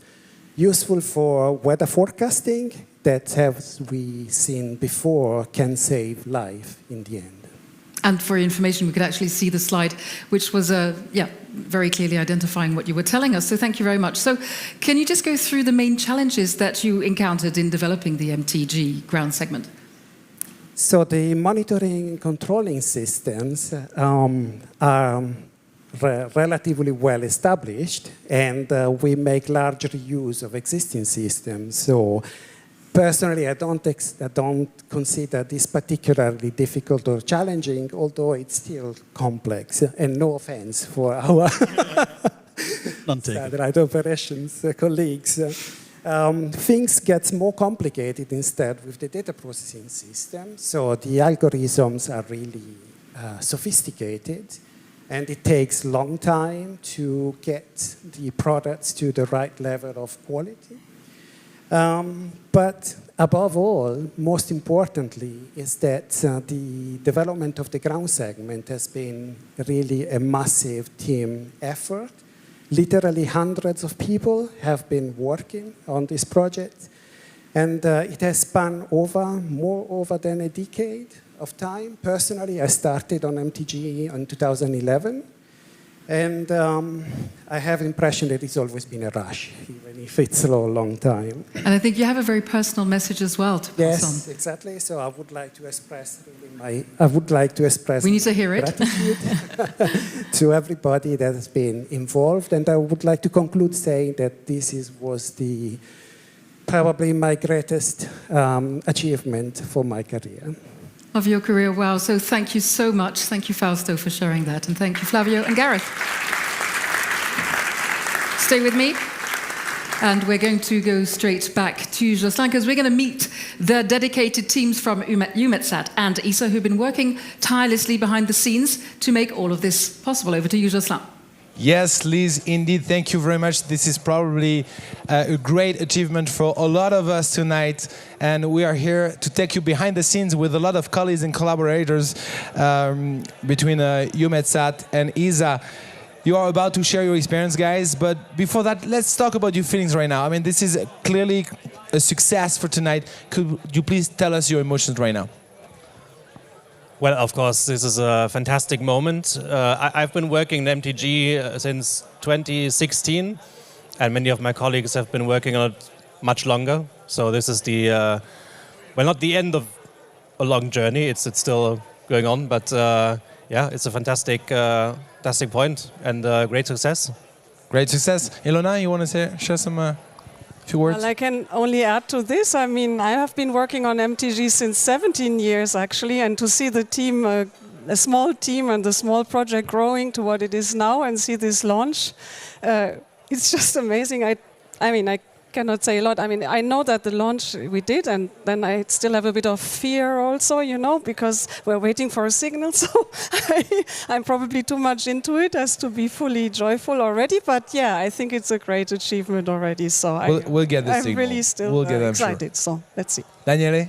Yes, so it's a very happy moment. You know, a launch is always a launch. It's full of uncertainty. We are very happy that it went well, and from now on, the journey starts because we are going to have this LEO period, and then EUMETSAT, we are taking charge of the satellite, and from this moment we start with the long journey of commissioning and entering routine operations. So the fun starts now. So happy to be here. Thank you, Daniele. Honestly. A launch is just a step. Okay, it's an exciting step. It's a very public step. It's not a baby But for step. us, what is critical is when we turn on the instrument, and that would be in September. So that's okay. Clear enough. Thank you, Tobias. Could you please tell us what does each organization bring into this partnership between EUMETSAT and ESA, and what are the specific strengths for each of them? Yes. So as has probably been explained by many people in the course of this evening, EUMETSAT is the agency that prepares the requirements for the satellite, that is in contact with the scientific users, with the European meteorological agencies and so on.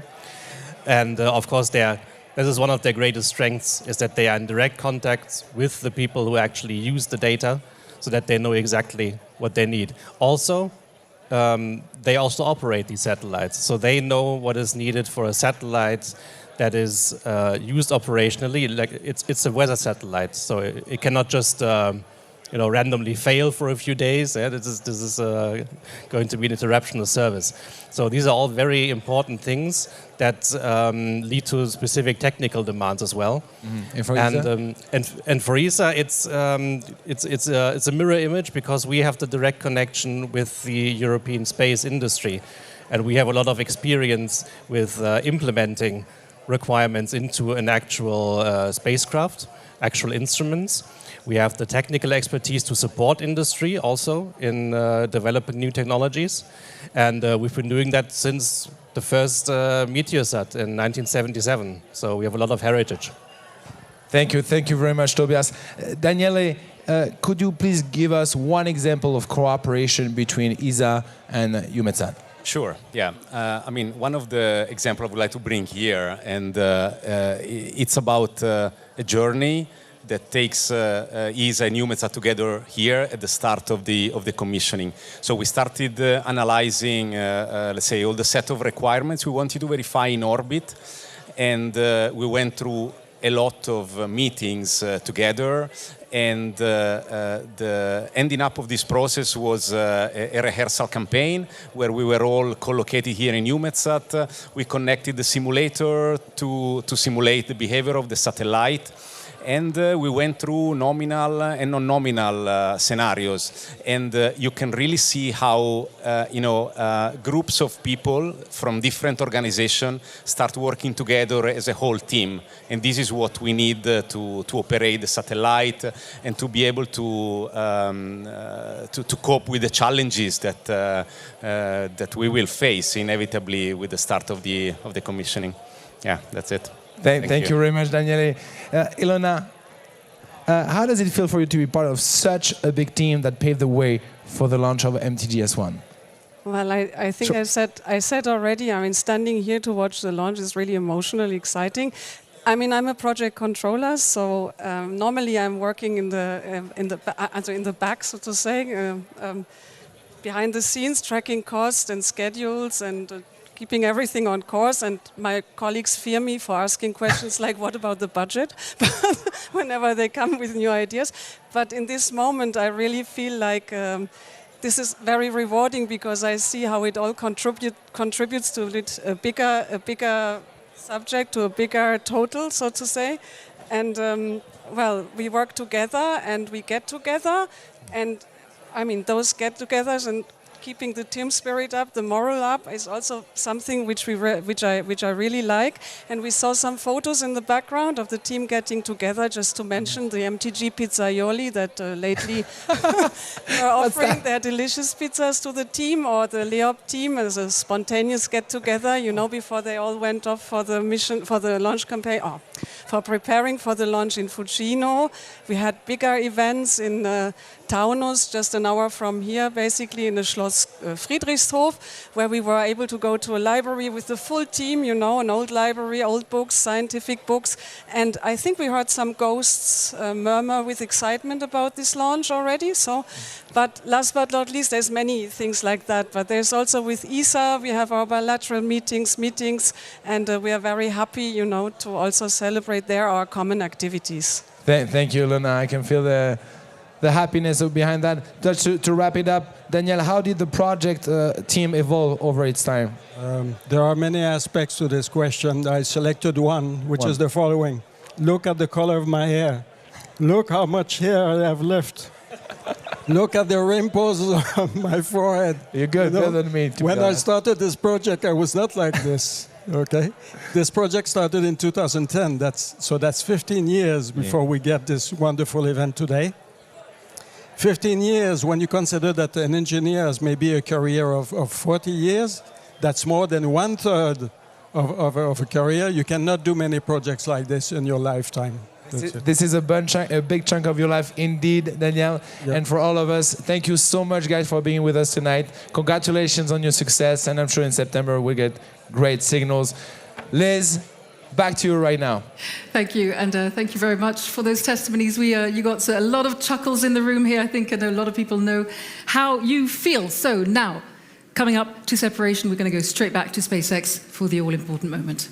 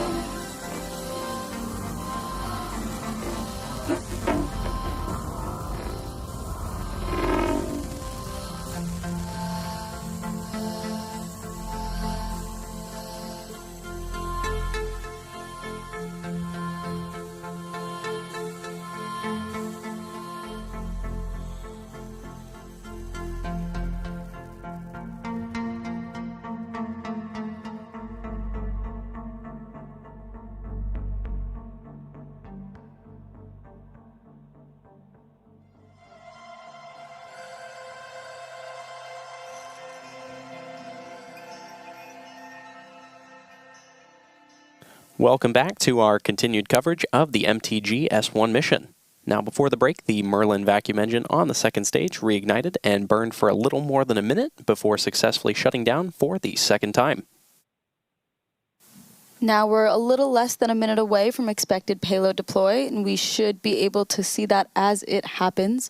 A little bit before the break, I was speaking about our customers, so want to reiterate some of the fantastic things that they're doing here for tonight's mission with EUMETSAT. That is the third Meteosat, the Meteosat Third Generation sounder, or MTG-S1. It'll be the first European sounding satellite in geostationary orbit. MTG-S1 is the second satellite of the MTG system. The imaging satellite, Meteosat 12, is already in orbit. MTG-S1 carries 2 missions, the infrared sounder and the Copernicus Sentinel-4 ultraviolet visible near-infrared light imaging spectrometer. In combination with data from Meteosat 12, MTG-S1 will enable weather and climate scientists to get a 4D vision of the dynamics and composition of the atmosphere.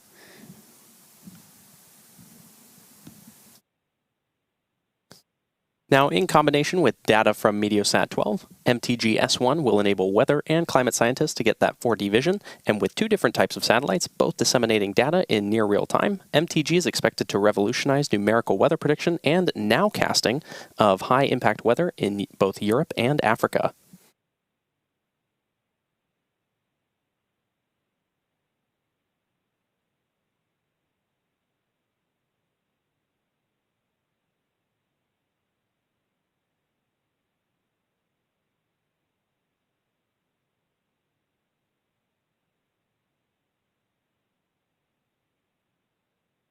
Now we should be hearing that call out for payload deployment in just about 12 seconds from now.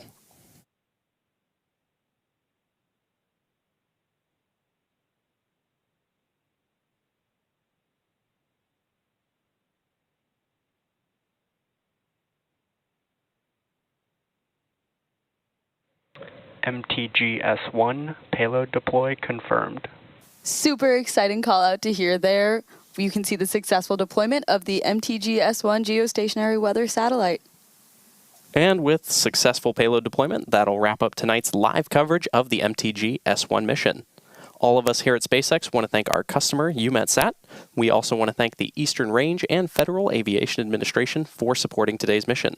Now, if you're interested in more launch coverage, be sure to check spacex.com/launches for the most up-to-date information. And of course, remember to follow @SpaceX on X. Thanks for tuning in, and we'll see you again soon.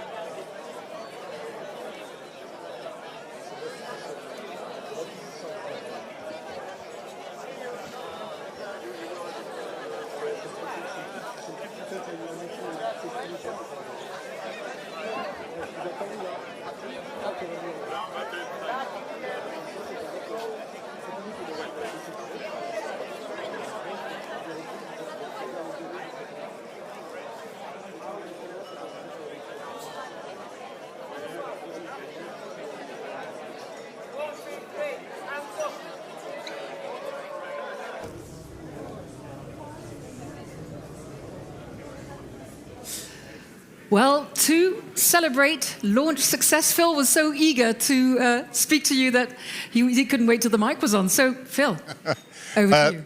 Thank you. Well, we've just had confirmation of signal from the satellite, which is the key point up until this stage. I mean, what can you say about something like this? It's absolutely astounding. But just step back. Think about what's led to this point. Think about the number of people that have been involved in this. Think about the people in industry, in EUMETSAT, in ESA. Think about the sleepless nights, the hard work, the dedication, the loss of hair, the wrinkled face, to quote someone. Think about all of those things that's led to this point. It's absolutely astounding. And it's all been supported by collaboration and cooperation across industry and public sector agencies, EUMETSAT, ESA. It's a truly astounding thing. But for EUMETSAT, this isn't the end of the story. This is a new chapter. EUMETSAT staff will work overnight and in the coming days to ensure the satellite reaches a safe orbit. And then the next chapter of this satellite will be where it serves society, provides data and information that will genuinely protect lives, protect property, and have a major impact. And for all of the teams that have been involved with this, thank you very much. But take the time to step back and realize what you've achieved and what you've contributed to. Welcome to the fleet, MTG-S1. Thank you very much. Thank you, Phil.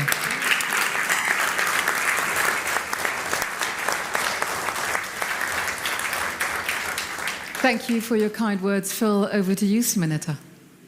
Thank you. Great moment.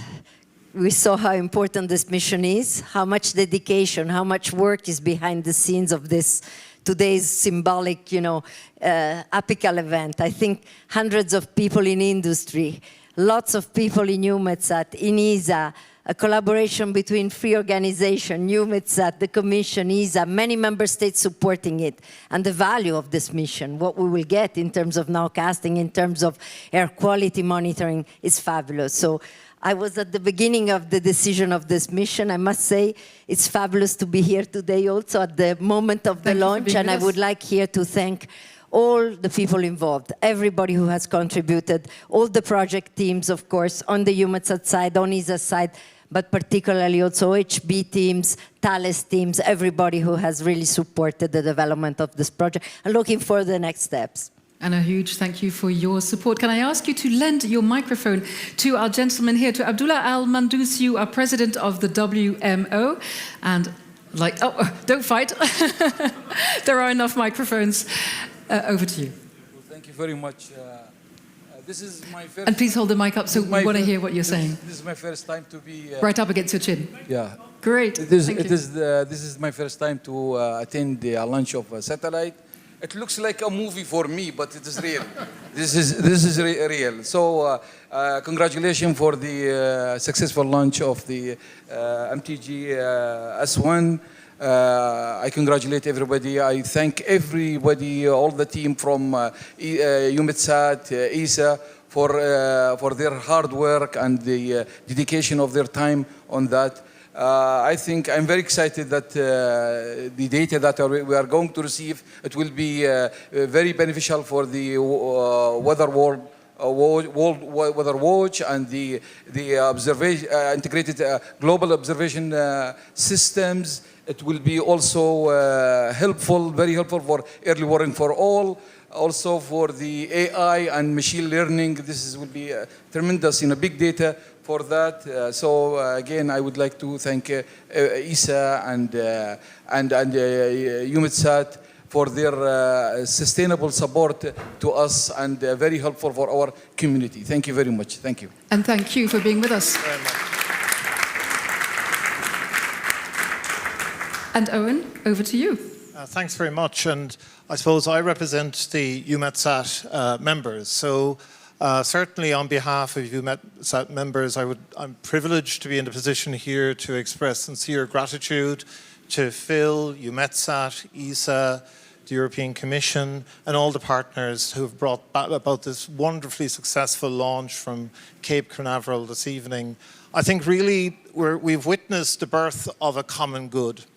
And as has already been said here, this common good will contribute to the protection of life and property and the promotion of societal well-being. And it doesn't just stop there. This mission will contribute to the existing remarkable capability that exists right across this planet to sense the state of the atmosphere and take the pulse of the planet every minute, every hour, every day, every week, right across the planet, driving the remarkable predictive capability that humanity now has. And this will drive the warning systems that the president of the WMO was talking about to protect life and property. And in particular, will contribute not only to European safety, but also the safety of those in least developed countries and small island development countries who need this information and who need effective warning systems now more than ever. And as we face into the future and face the challenges of growing extreme weather and the growth and the intensity of extreme weather, this system will have a massive positive impact on society. Today is a very proud day for science and for society and, as Phil says, for collaboration. Right across Europe, right across the European community, EUMETSAT, EUMETNET, ECMWF, ESA, the European Commission. This type of collaboration is enormous. Our community comes together to acquire scale and to develop the scientific capability and the technical capability to bring about these amazing, strategic, highly significant achievements for society. And as we face the challenges of extreme weather, we all know that the challenges that are facing us all are truly great. But so is the necessity. And I have to say that inspirational achievements like this, I think they serve to give us faith in the future. So for everyone who has contributed to this and to today, thank you and congratulations. And thank you.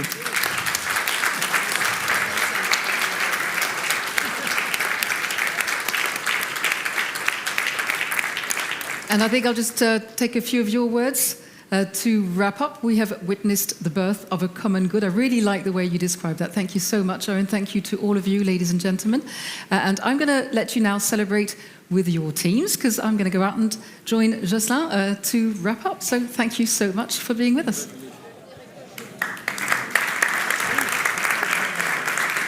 Yes, Liz, you can join me here. I'm starting to feel very comfortable here on the VIP booth outside of the headquarters of EUMETSAT. This is a fantastic and historical moment. We're all happy. Lots of people celebrating, and they have no idea, but I'm coming close to them to talk to them. Hello. How are you? No, don't run away. You're live here. We're on TV. I see you celebrating since the beginning, drinking champagne. How do you feel tonight? Yes, I feel great, yeah. I can tell. Who did you come here with? Or your friends? Yes, my colleague, all my colleagues. All your colleagues, your French colleagues. Are you French too? Yes. Don't worry about it. It's okay. We can speak in French, but it's okay. Who speaks better English here? I'm sure you do. Vous êtes Belge, you're Belgium. So you work at EUMETSAT here? You work here? Yeah, yes, I work here, yeah, yes. And you work here for how long? 13 years. 13 years. So just after we started on Sentinel-4 and all that. So how does it feel like after 13 years to see the launch and to see the success of it? I find a great reminder for what you are working for. Yes, I find it beautiful. So it's great. I find, yes, it's the achievement of all the work we have made. So. Exactly. That's why you deserve champagne now. I'll leave you with that. Thank you very much. Talking about champagne, have we got it ready? Oh, she was fast. She heard about the bubbles. I heard about the bubbles. Definitely. Thanks for joining me, Liz. Well, it's been wonderful. It's been wonderful working with you, Jocelyn. It's been especially wonderful working with these teams. You can't see them. The guy opposite me holding the camera, all these guys and all these women behind the scenes, you have no idea. This belongs to you because it wouldn't have been possible without these teams.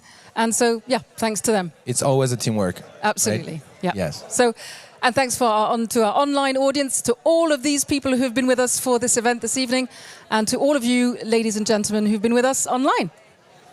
So we look forward to seeing you for further adventures for the MTG journey. See you very soon. Thank you very much. Bye-bye. Bye.